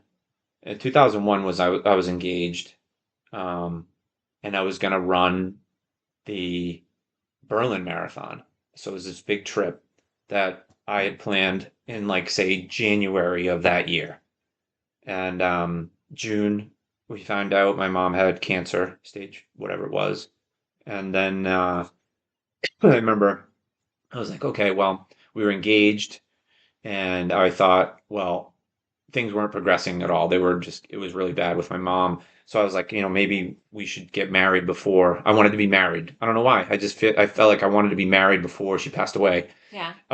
So we got married in Vegas and came back. And so my dad was supposed to, my dad's a really big World War II historian, like a historian on everything that has to do with the wars and especially World War II. And so it was going to be a trip for me, my mom, and Pierrette and I to go to Germany. And he had all these places mapped out. We were going to go to Berlin and then drive all over, right? This big trip. And so my mom passes away in September, but September 11th happened. And, we had these tickets. We were supposed to fly September 28th. And we're like, all right, well, I mean, I ain't going now. My training sucked. I just remember just being so miserable, like, and depressed and upset and all that. And then to try to train and run, I just quit on fucking runs. My longest run, I think, was like 15 miles and I fucking quit. I just wasn't in a good headspace. My mom just passed away and I'm like, the fuck are we gonna do? And my dad was like, you should still go. You should still go because your mom would want you to go. And I was like, I don't know about that. And there's no flights right now. There was no flights domestically, never mind internationally. And it was literally like the day before we were supposed to leave, they opened up the international flights. And I'm like, fuck it, we have it planned. We had the hotels, um, and we went. And I remember like it was like bittersweet, you know what I mean? Like, Yeah. it was, can I have fun or am I supposed to do good in this race? My mom just passed away. Am I supposed to be sad? Am I supposed to not be having a good time? So it was really just a weird thing about that whole trip. But the race was really, really, really cool. Because normally at the Berlin Marathon, let's just say there's 35,000 runners. Normally, there's probably 10,000 people from the US that go and run it. There was only 1,500. Wow. So I was one of 1,500 that ended up going and they did all kinds of stuff before the race started, like memorialize it like September 11th, all this stuff, and the whole world was like kind of coming together during that time, and it was just so cool. So like I had my Boston Red Sox hat on, and like everybody that saw it was like yelling USA, and it was really really emotional for all those reasons. And I remember like I didn't train a lot because all the stuff that we were going through that whole year, like and especially the summer towards leading up to the fall and but I had an amazing experience during that run and like it was my at the time my fastest. I went from 350 and I think I ran like Berlin in like 340, which taking 10 minutes off um and over there and given all those other factors, it was really really it was amazing to run through the Brandenburg Gate. That was wild. I don't know if you know about the Brandenburg Gates, but Mhm. this was only think the wall came down in 92. So we're only 10 years. The wall was, still there. We were in Berlin with East and West, and you could literally see the difference between the Yeah. East and the West in terms of just the buildings. Like it was a drastic difference between East and West. We went to Checkpoint Charlie, but there was some cool things there. It just was really kind of bittersweet, but Wow. yeah. And then how many marathons have you run? now in your No. career? I don't know if you know total, but I know you've talked about how many Chicago marathons you've run, and Yeah. um, so running just continued to be Yeah, I a started one a passion. year, then I was like, okay, I can do more than that. Let me do two a year. And then I'll fast forward to, kids and then move into here. How did I get here? So here's how I got here. So the finance world was pretty cutthroat. GE Capital was a great company. They were amazing. I worked there twice because I got laid off and then went back. But I ended up in that world. It was, you knew all the people. I'm sure it's comparable to the Quad Cities today, like with Kurt and all the other credit unions. They all know each other, right? But they work for different companies, staff, and whatever. But it was the same back then. It was GE, it was Citi, it was CIT, or it was all these finance companies, but we all knew each other, the people. So there was a network of people, and I ended up networking and getting hired by KeyBank, and then I got, hired at Citi, and that's where I started to become like very construction specific financing. Was at City Capital. They wanted to have an equipment company in Boston. They wanted to open banks, which they did. So I was part of that equipment company, selling equipment leasing for City Capital. And I started calling on all the construction dealers in New England. And one of them happened to be the John Deere dealer. And I became like kind of friends with the owner through calling them and doing some training for them and stuff like that, which was like unheard of as an independent finance guy because they had John Deere Financial.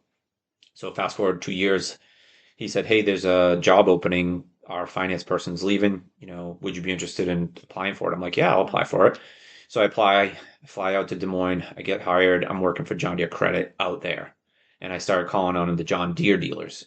And in 2011, I moved here in March of 2011 to work for the construction equipment group, the sales and marketing group for Deere.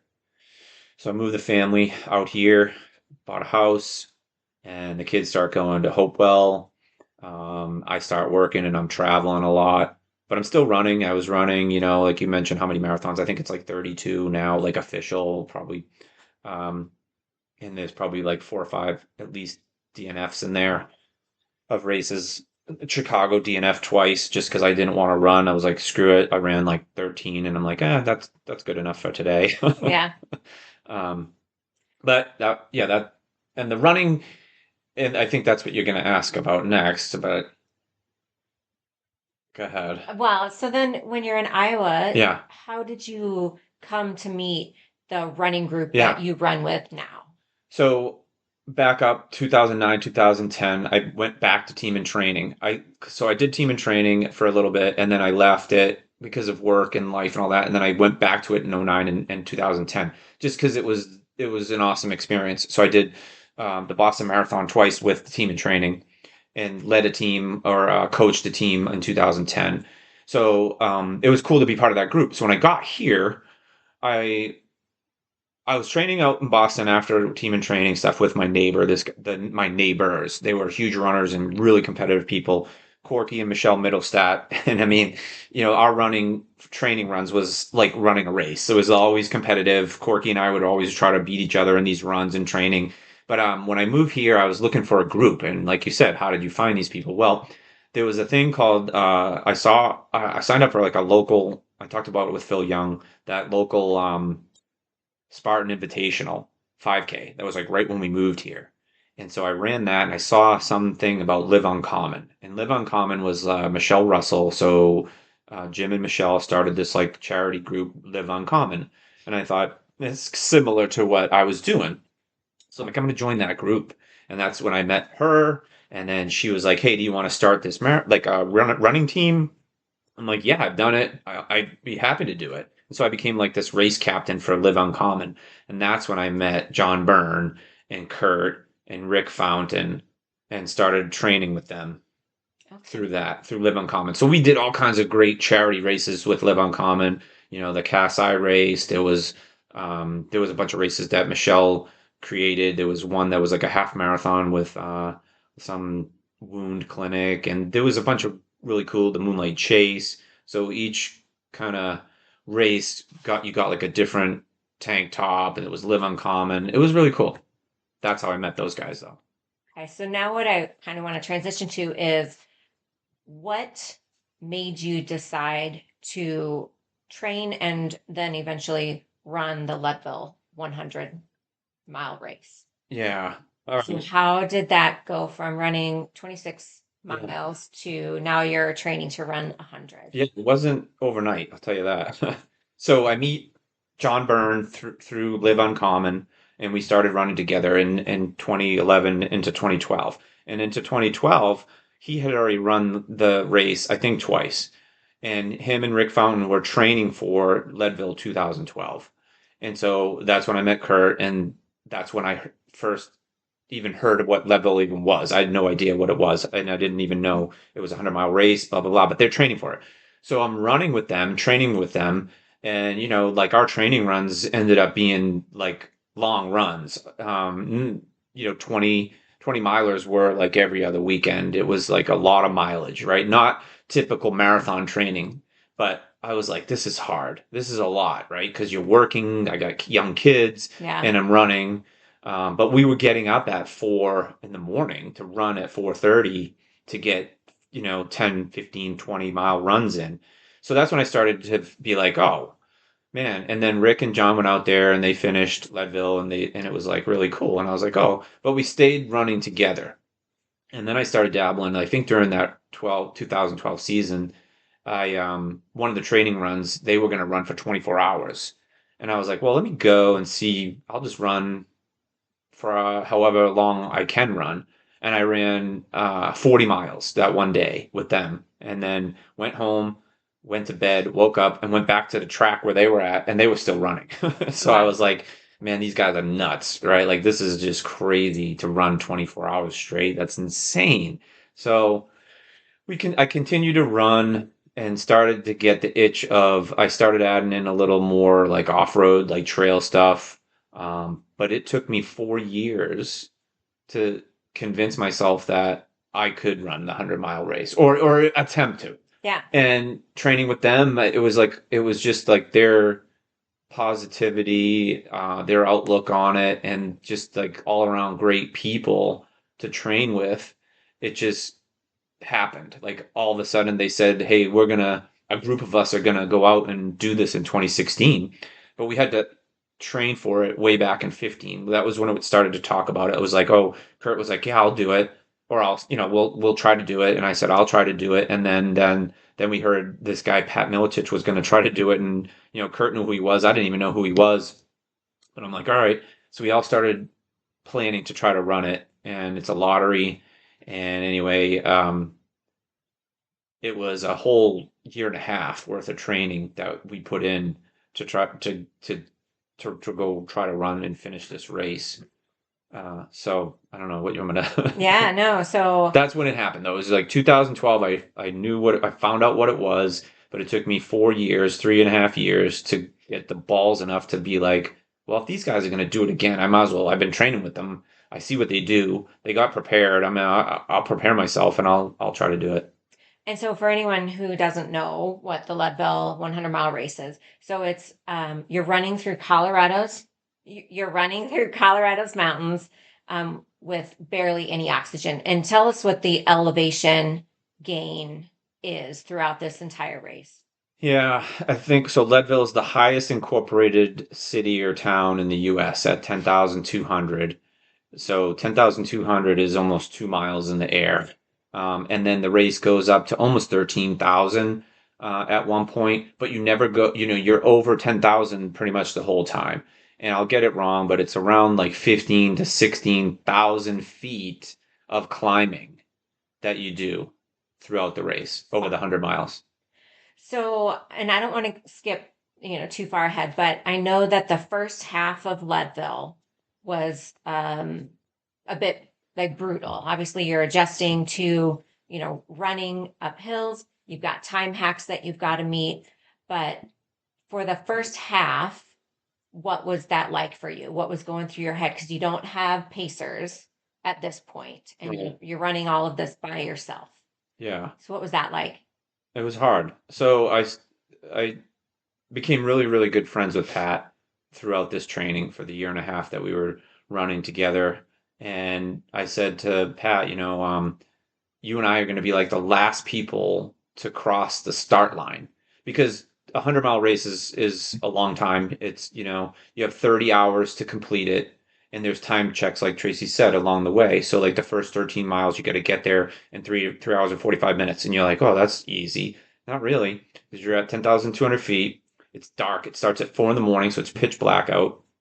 And so going out, like the saying about any, even a marathon, is like, don't go out too fast. But in a 100-mile race, it's don't go out too fast. If you go out too fast in a 100-miler, you're going to blow up and things are going to go bad for you. And so I said, we're going to go as slow as we possibly can, but we have to make the time cutoffs. And so that's kind of what the strategy was for me on the first 50, was just make the time cutoff. Don't try to go out like a hero, and don't try to come out like, I wasn't trying to. I'll back up. We ended up through Pat meeting this guy, David Clark, and he was the best guy in the world. He was awesome. He was this recovering alcoholic, drug addict that used to weigh like 350 pounds. He lost all this weight and became this ultra runner. An amazing, inspiring guy. So he said, when I met him, like talked to him, text with him, met him, he's like, look, nobody's going to ask you what your time was at Leadville. They're just going to ask if you finished the race. Because the finish rate, I've talked to you about it before on this, is like averages 50%. So if 800 people start, 400 are finishing. So 400 people that went there, trained for 2 years, 10 years, 5 years, don't finish the race. So I wasn't concerned about time. I was like, just make it to the next checkpoint. But the first 50, Pat was out. He got hurt. He fell like 3 or 4 times because it's dark. He hurt his knee. So he's out at like 25 miles. So now I'm like, I wasn't really running the last. I ran like the first 13 with him. We came in together, and then he was hurt, so he's like, "Look, this started getting hard. It started getting to the climbing part where we're climbing up this thing called power line, the back of it." And he's like, "Just go." And I was like, "Are you sure?" He's like, "Yeah, just go. Don't." He's like, "Forget about me." And so I did. So now I'm by myself. And usually, when there's 800 people or 750 or whatever people, you feel like you're gonna run with some people or near people. But it thins out after 13 or 14 miles. Now you're right by yourself. Yeah. So I'm running by myself. I did have my crew, and I'll talk all about the crew. I don't know how much you want to tell me on that, but the crew was like amazing. We went out there with like 30 people for the six of us. So we started this thing called the Leadville Six, Quad City Leadville Six, and we started raising money for Have Life and the Navy SEAL Foundation. And we raised over $25,000 for these two charities. It was a really awesome thing. But there was six of us, and there was probably, like I said, 30 other people that came from the Quad Cities out there. So they were my crew. Like each runner had their own crew person, like a head crew person, and then support and pacers. And so, but the first 50, again, now I'm running by myself. When we get to the checkpoints, it's like, okay, you got to make it to the next one by this time. And that's all I cared about. I didn't care what my pace was. I just got to get to that next one by 12 o'clock, by 3:30, whatever it was. And so there's this one stretch, and I don't like, what amazes me, you mentioned earlier about like I can memorize people's names and stuff. But that race, like Kurt and John Byrne and DeDonker and those guys, they can tell you every name of everything, and I can't. I didn't memorize any of that. But like there's a section where you can see your crew. It's not an official aid station, but it's between two. So you can see them. So we saw like my crew, and I got new water and everything. But then I was going to go, and there was an official aid station like 5 miles later. And I thought, oh, I just refueled. I just got my water filled with Tailwind or whatever it was, Perpetuum. I'm just going to get something to eat here, not spend a lot of time at this official aid station, and then go to Twin Lakes. Well, what I didn't realize was that was 14 miles. Okay. Uh-huh. And I didn't refuel water. It was only 5 miles later, but I forgot, like, because I was by myself, no crew was there, just official aid station. I forgot to refill. So about 3 or 4 miles into this 14-mile stretch, I ran out of water. And I'm like, you got to be fucking kidding me. Like, and I did run into a couple of women running that they ran out of water too. And they were like, hey, and I was like, I'd give you some water, but I don't even have any. So there's a stretch, and I think the Donker and I were just talking about this the other day when we did it. There's a stretch where you're going and you feel like I don't know why I felt like we were supposed to be going down into Twin Lakes, but you were actually like at like some point you were climbing, and I was like, God damn it, we're climbing again. I'm like, this is bullshit. I'm ran out of water. It was hot. It was during the day, and it was a struggle. I made it there, and I started getting like I thought I had like a blister on the back of my heel, and my crew was there, and we kind of just like put some Vaseline on it, and new socks, and then I never had a problem with it after that. So, at what point did you pick up a pacer? Yeah, so back then, this is 2016, you got to have a pacer at Winfield, which is the 50-mile marker. So you go from Twin Lakes up over Hope Pass, down Hope to Winfield. And that's where at 50 miles you could have a pacer coming back with you. So because Pat dropped out, his pacer from 50 over Hope Pass and back to Twin Lakes was going to be Kyle Dietz. And so he wasn't going to run with Pat. So he said, I'll run with you. And I said, that absolutely, let's do it. So I got to run with him, and he was amazing. I mean, that experience at 50, there's pictures of me, and I'm just like exhausted, like just totally, um, hey, I made it with like, it was like 13 hours and 45 minutes. And I think you had 14 hours to get to 50. So it's 15 minutes of time, not a lot, because 15 minutes when you're out there, it's like it can go by pretty fucking quick. But I had no idea what I was doing. I didn't know what I was doing. I just made it to the 50, and I was like feeling like miserable because I know I have to go back up to 13,000 feet and then back down this mountain. But he's just like, you would ask me the other day about Pacers. What do you guys talk about? Yeah. Well, we didn't talk about anything except him telling me to keep going. Like, hey, you look good, you're feeling good, eat, drink. That's what they're there for. They're for to remind you to eat and drink, because if you're not eating and drinking, you're dead. You're gonna bonk. There's no way around it. You got to continually eat and drink. Anything you can get your hands on, anything you can bring with you in your pack or whatever. And so that's what their job was. But I didn't know how to climb with poles. I never did it before, and he showed me, like, just stick the thing out there and pull yourself up and start climbing. And we did. We climbed, and we got to the top, and it's starting to get dark. And all of a sudden, I hear somebody say, "Hey!" And I walk over, and it's Kurt and Andy Besser, and Kurt Johnson. And Kurt's sitting down on this log, and Kyle and I were just trying to get we were at the aid station trying to get some food and refill water or whatever. And I was like, "How are you guys doing?" And Kurt's like, "I'm done." I was like, "What are you talking about?" He's like, "I'm done." I'm like, "You're kidding me. Like, come on, no way. Yeah. No way." He was in way better shape than me. I'm like, "There's no way you're done." But he had hurt his knee to the point where he couldn't go downhill. It wasn't terrible going up, but he couldn't go downhill. It was hurting that bad. It was like, something in his patella or something in his knee. And I was like, holy shit. Um, the odds are 50% finish. And I was like, God, man, this kind of, it upset me that he wasn't going to be able to keep going. But it kind of motivated me now to think, all right, Kurt's out. I'm like, I was having self-doubt, but then I'm like, all right, I gotta make sure I finish now. Almost like doing it for him. And then Kyle and I flew down that hill. I'm not kidding. We went down that front side of Hope in like an hour and 20 minutes. We were flying because we had to get down to Twin Lakes, and I think the cutoff was like 9:45. I'll say it was like 9:45 at night, and I'm probably getting that wrong, but it was this back then. And again, it was probably 9:30 because we were flying through that whole stretch where John Dodonko was talking about, that little river area. I mean, we're just running through that water like 8-minute miles, like just flying to get there. And we made it. And then that's when I picked up my other pacer, which was James Olson, who played football with me at Framingham State. Jimmy was at that point, a retired Navy SEAL. And I was like, okay, he's taking me now. Same thing.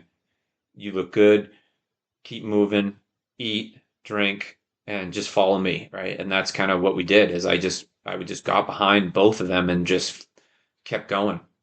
I mean, that was all you could do, is just focus on moving forward. So, as you're running 100 miles, what are you fueling your body with to keep you going? Yeah. And then, how did you plan for all of that? Yeah.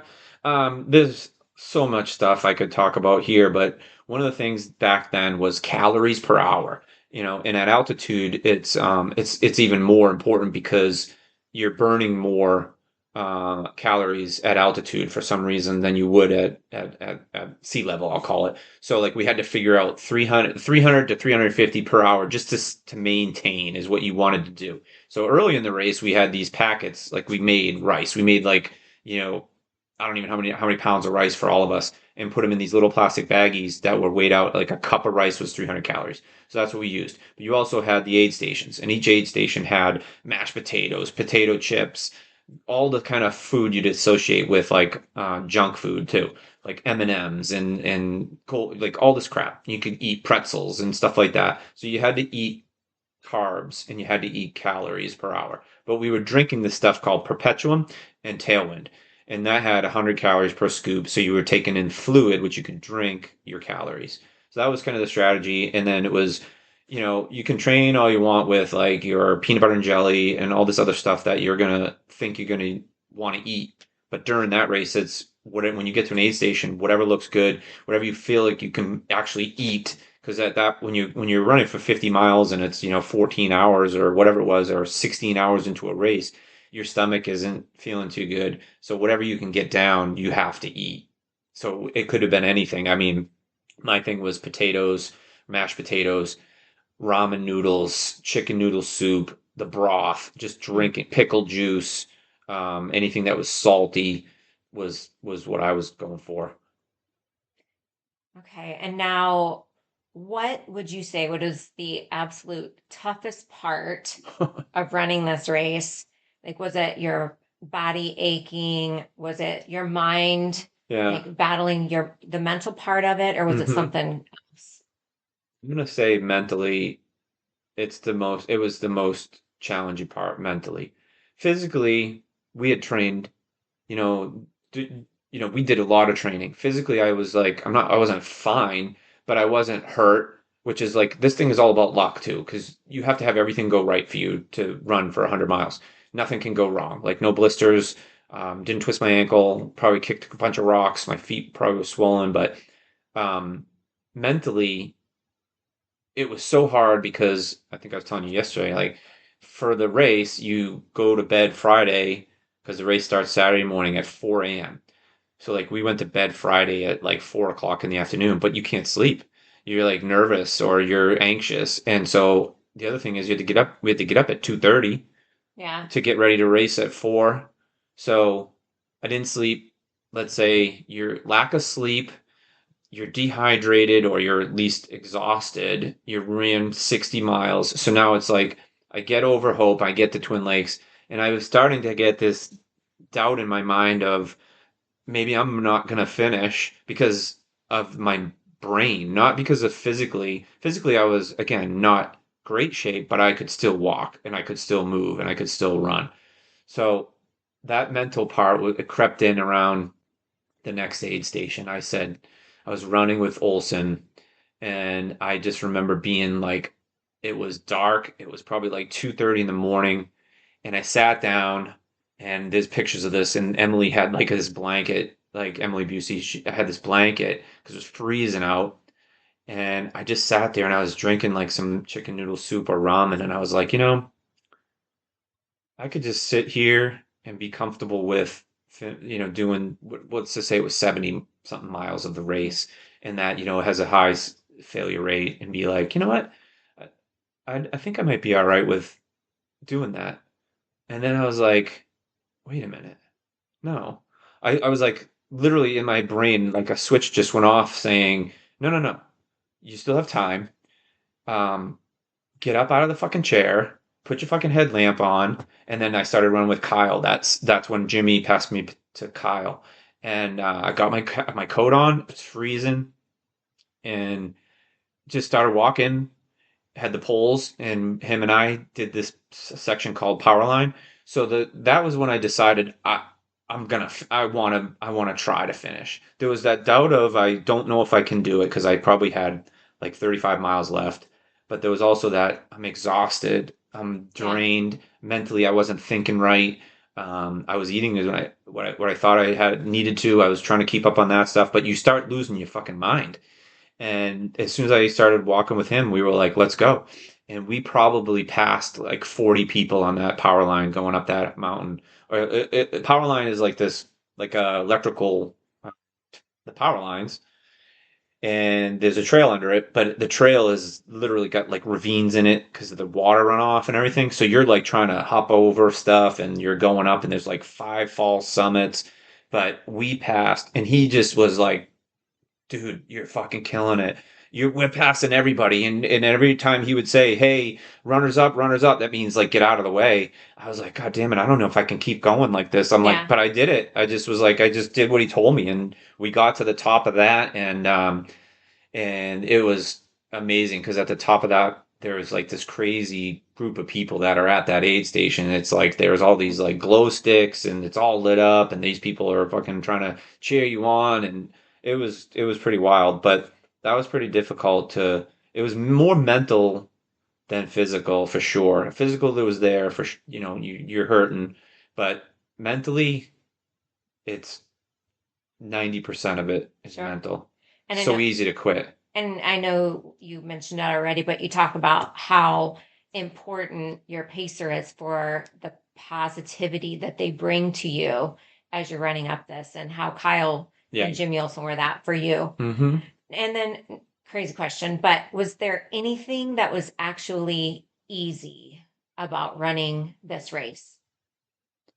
Well, I don't know if I would consider this easy, but what makes it more um, tolerable is to have that crew too, right? So you've got your pacer, which is important, but your crew is taking all your stuff from 13 miles to the next, to the next, to the next. Now that's not easy to do.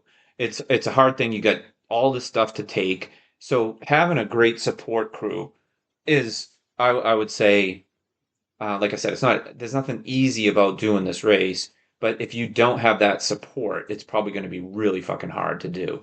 They were just the best thing to look forward to seeing, right? So you're by Mhm. yourself in the first 50. Hey, I get to see my crew. And then they're asking you what you need. Like you don't have that was, I guess I'll say, the easiest part. I didn't have to make any kind of decisions when it came to like what do I do? They would just tell you what the fuck to do. Yeah.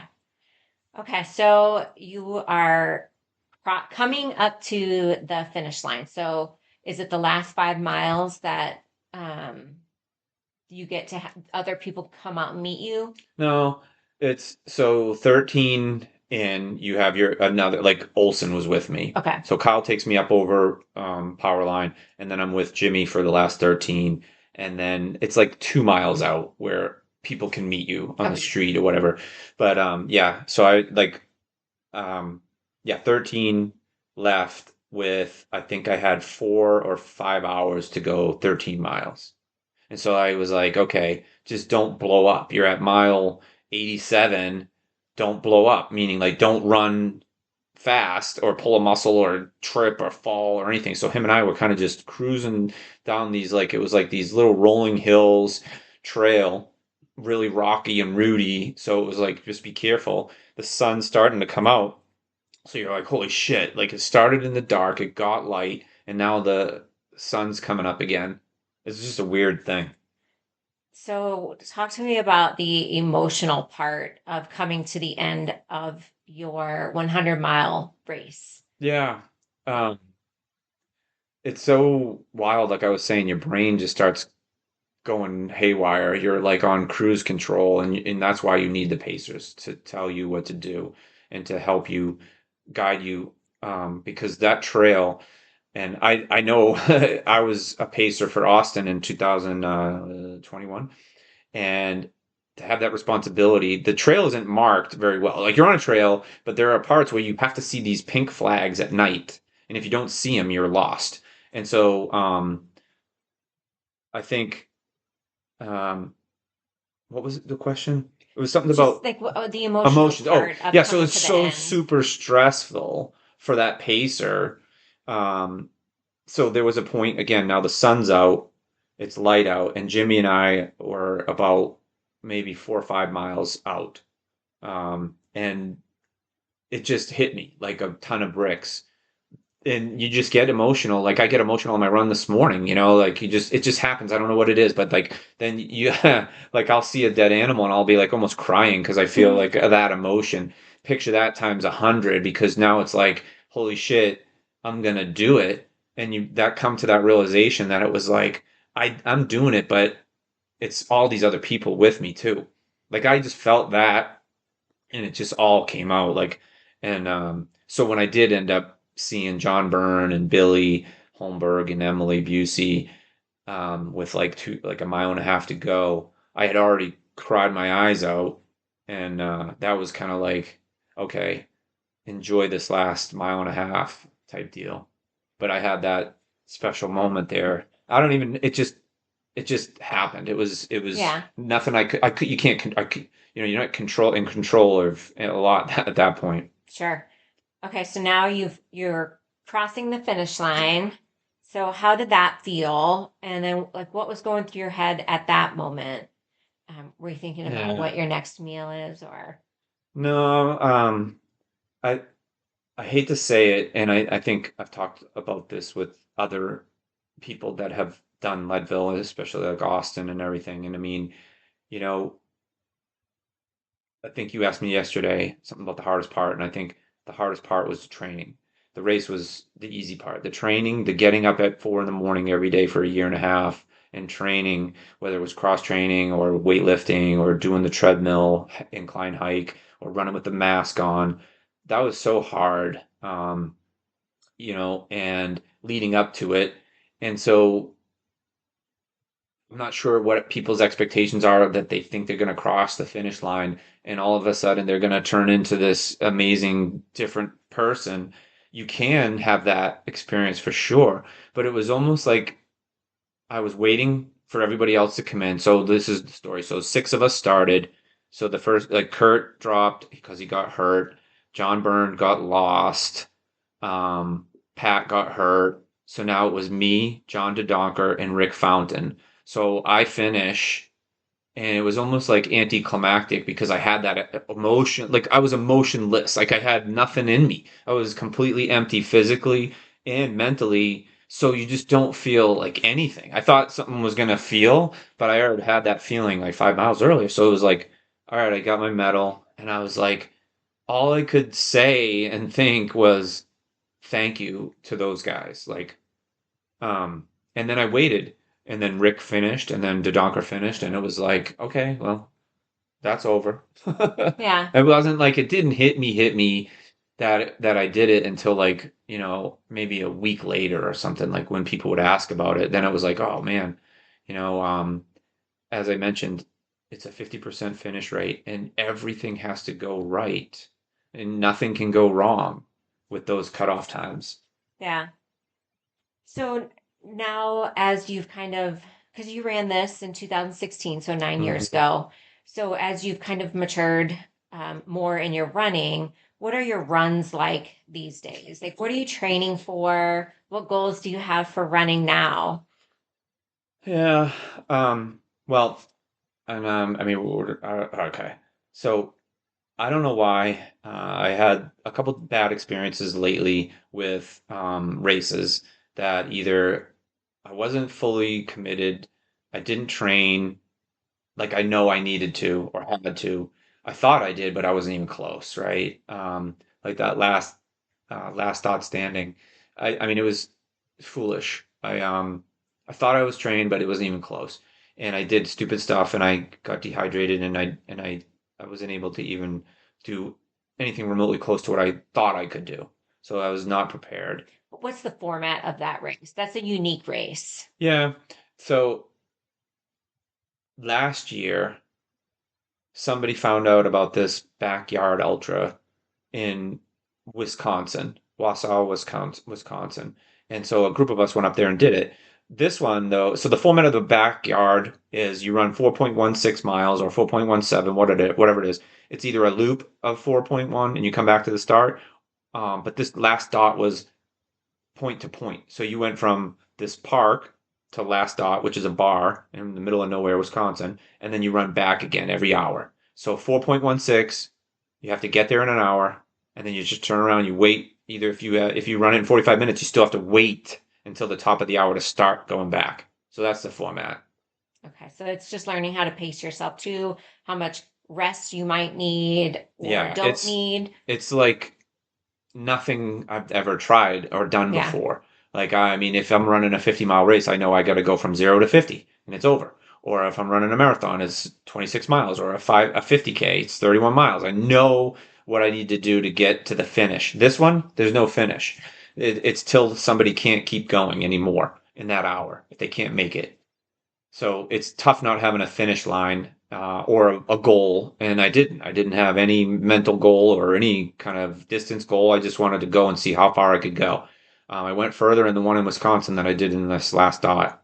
Just yeah, it's a totally different race. It'd be like saying I'm gonna train and run like a mile, and then saying no, you're gonna go run, 100 miler. It's the totally way different format and training that I wasn't prepared for. So what is on the horizon for races for you, or what do you want to do? Any dream to do Leadville again? I think I would do it again if there was a group of people to go out there again. I Sure. wouldn't want to be the guy. Like I wouldn't want all these people to go and say, "Oh, we're gonna go run and help John run Leadville." I wouldn't. I don't know. I'd have no desire to do that. But if Austin and Kurt and whoever else wanted to go do it again, I would do it. Okay. I think. Yeah.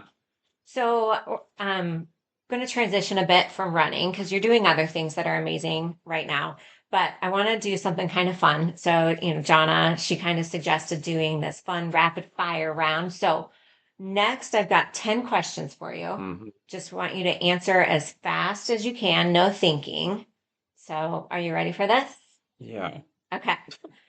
All right. Coffee or energy drink before a race? Coffee. Worst running food you've ever tried? Worst running food I've ever tried? I don't know. I don't like those candy things. Like I don't like gummy worms or any of that shit. Okay.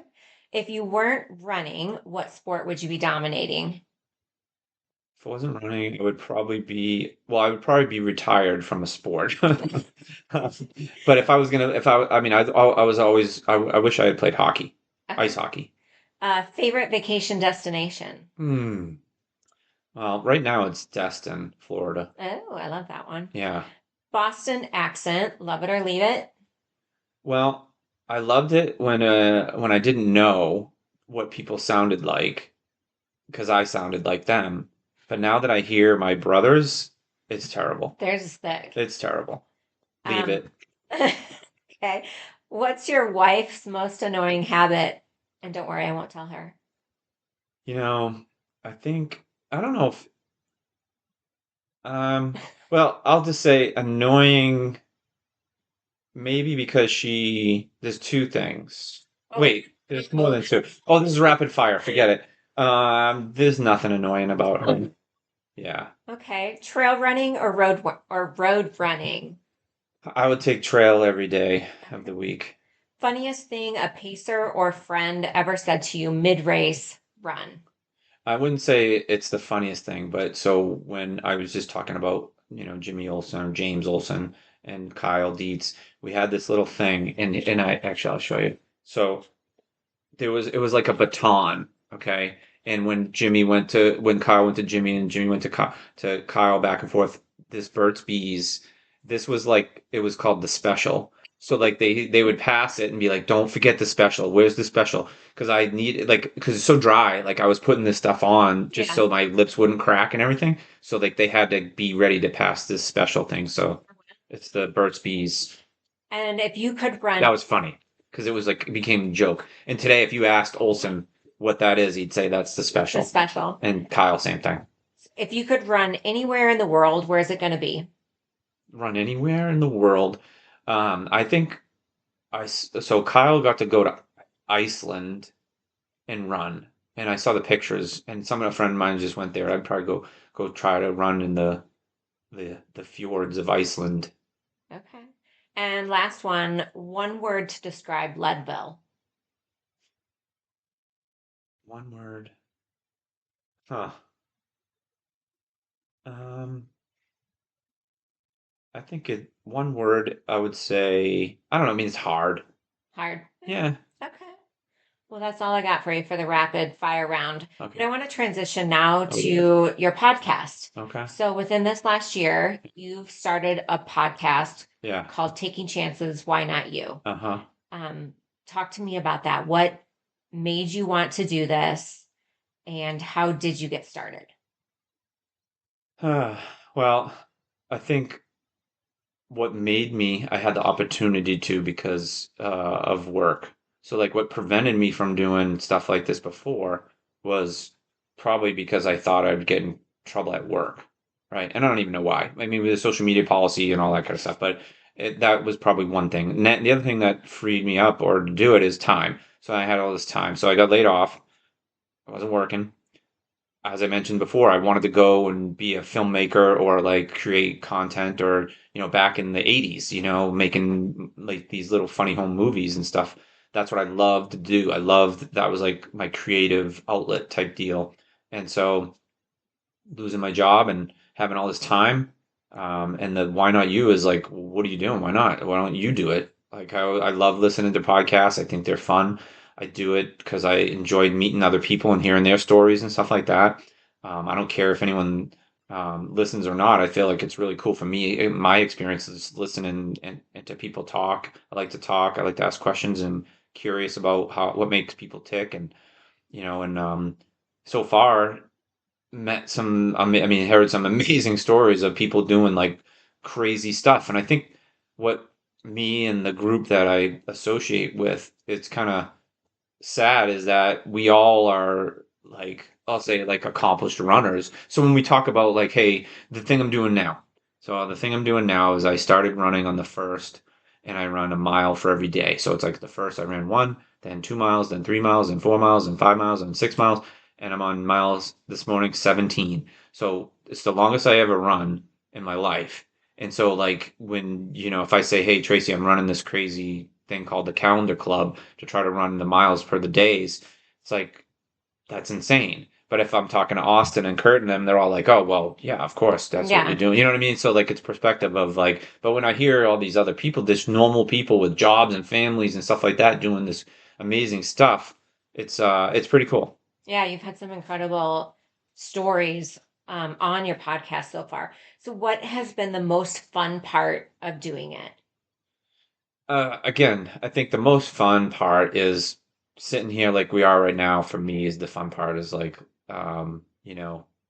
recording the videos, editing them, but listening. Like I think Chris Brooks, he loves when I mention his name. He's probably gonna get in trouble. Chris Brooks, um, is he asks me all the time, like, okay, you've done 25 now. What was your favorite? And was it one that wasn't so great? And my favorite one, or like the funnest, it was doing it with my dad. Yeah. And hearing his uh stories, like so. I think the fun part is being the creative. Like I have to edit these, and it takes a long time, but I love doing it.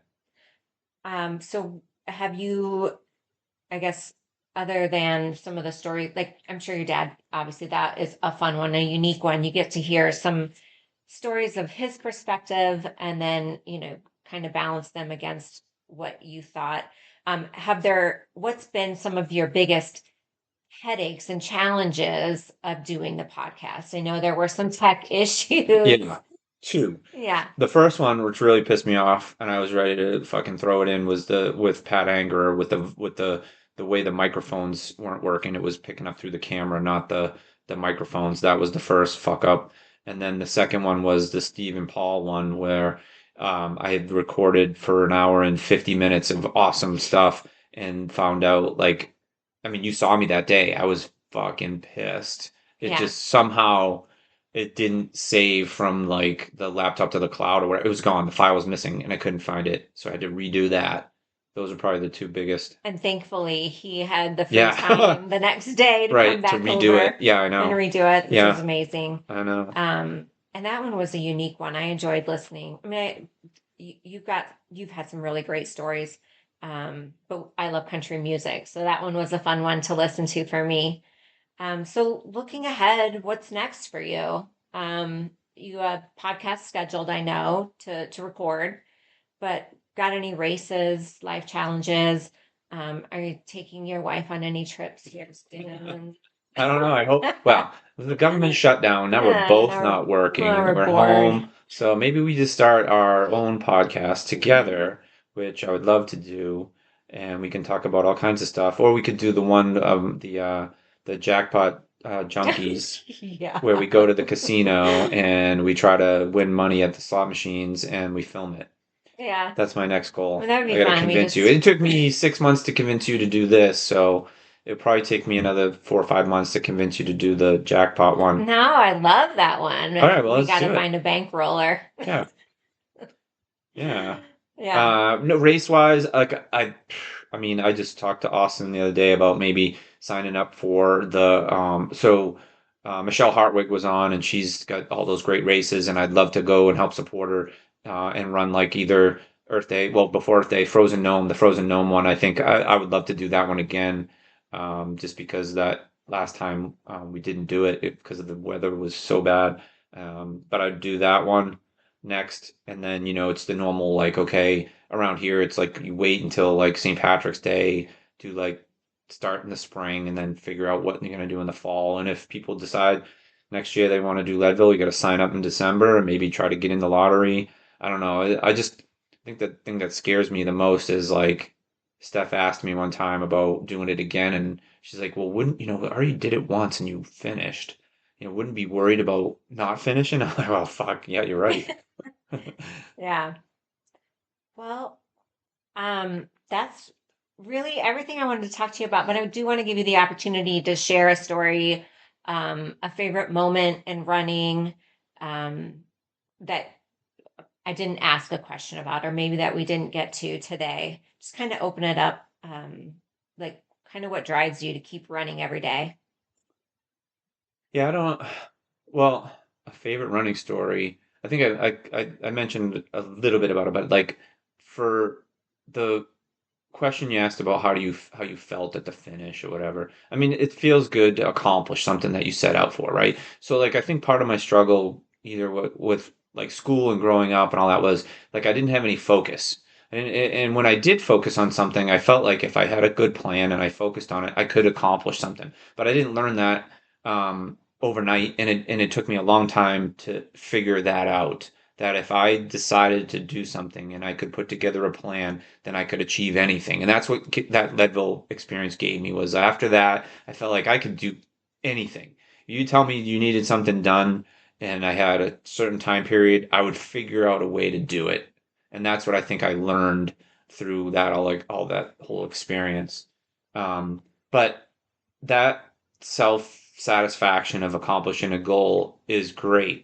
But I think for me with the running, I don't think I ever felt as satisfied as when I paced Austin and he finished. Like when you're doing it for yourself, people are helping you and you're like appreciative of that. But like when you're the guy that is helping the other person, I feel like that's just my kind of um, my makeup is like I like helping people. So to Mhm. be able to help somebody accomplish their goal and to run Leadville in that section with him and then be there that whole time, I got more out of that emotionally satisfying than I did running it myself, I think, for sure. And it wasn't just that time I ran with him, it was the whole experience with everybody, with like Kurt and with Chris Brooks and with Andy and with Jonna and like going out there as a team, in a group with a goal in mind and then being part of that team and part of helping him. I felt like that meant more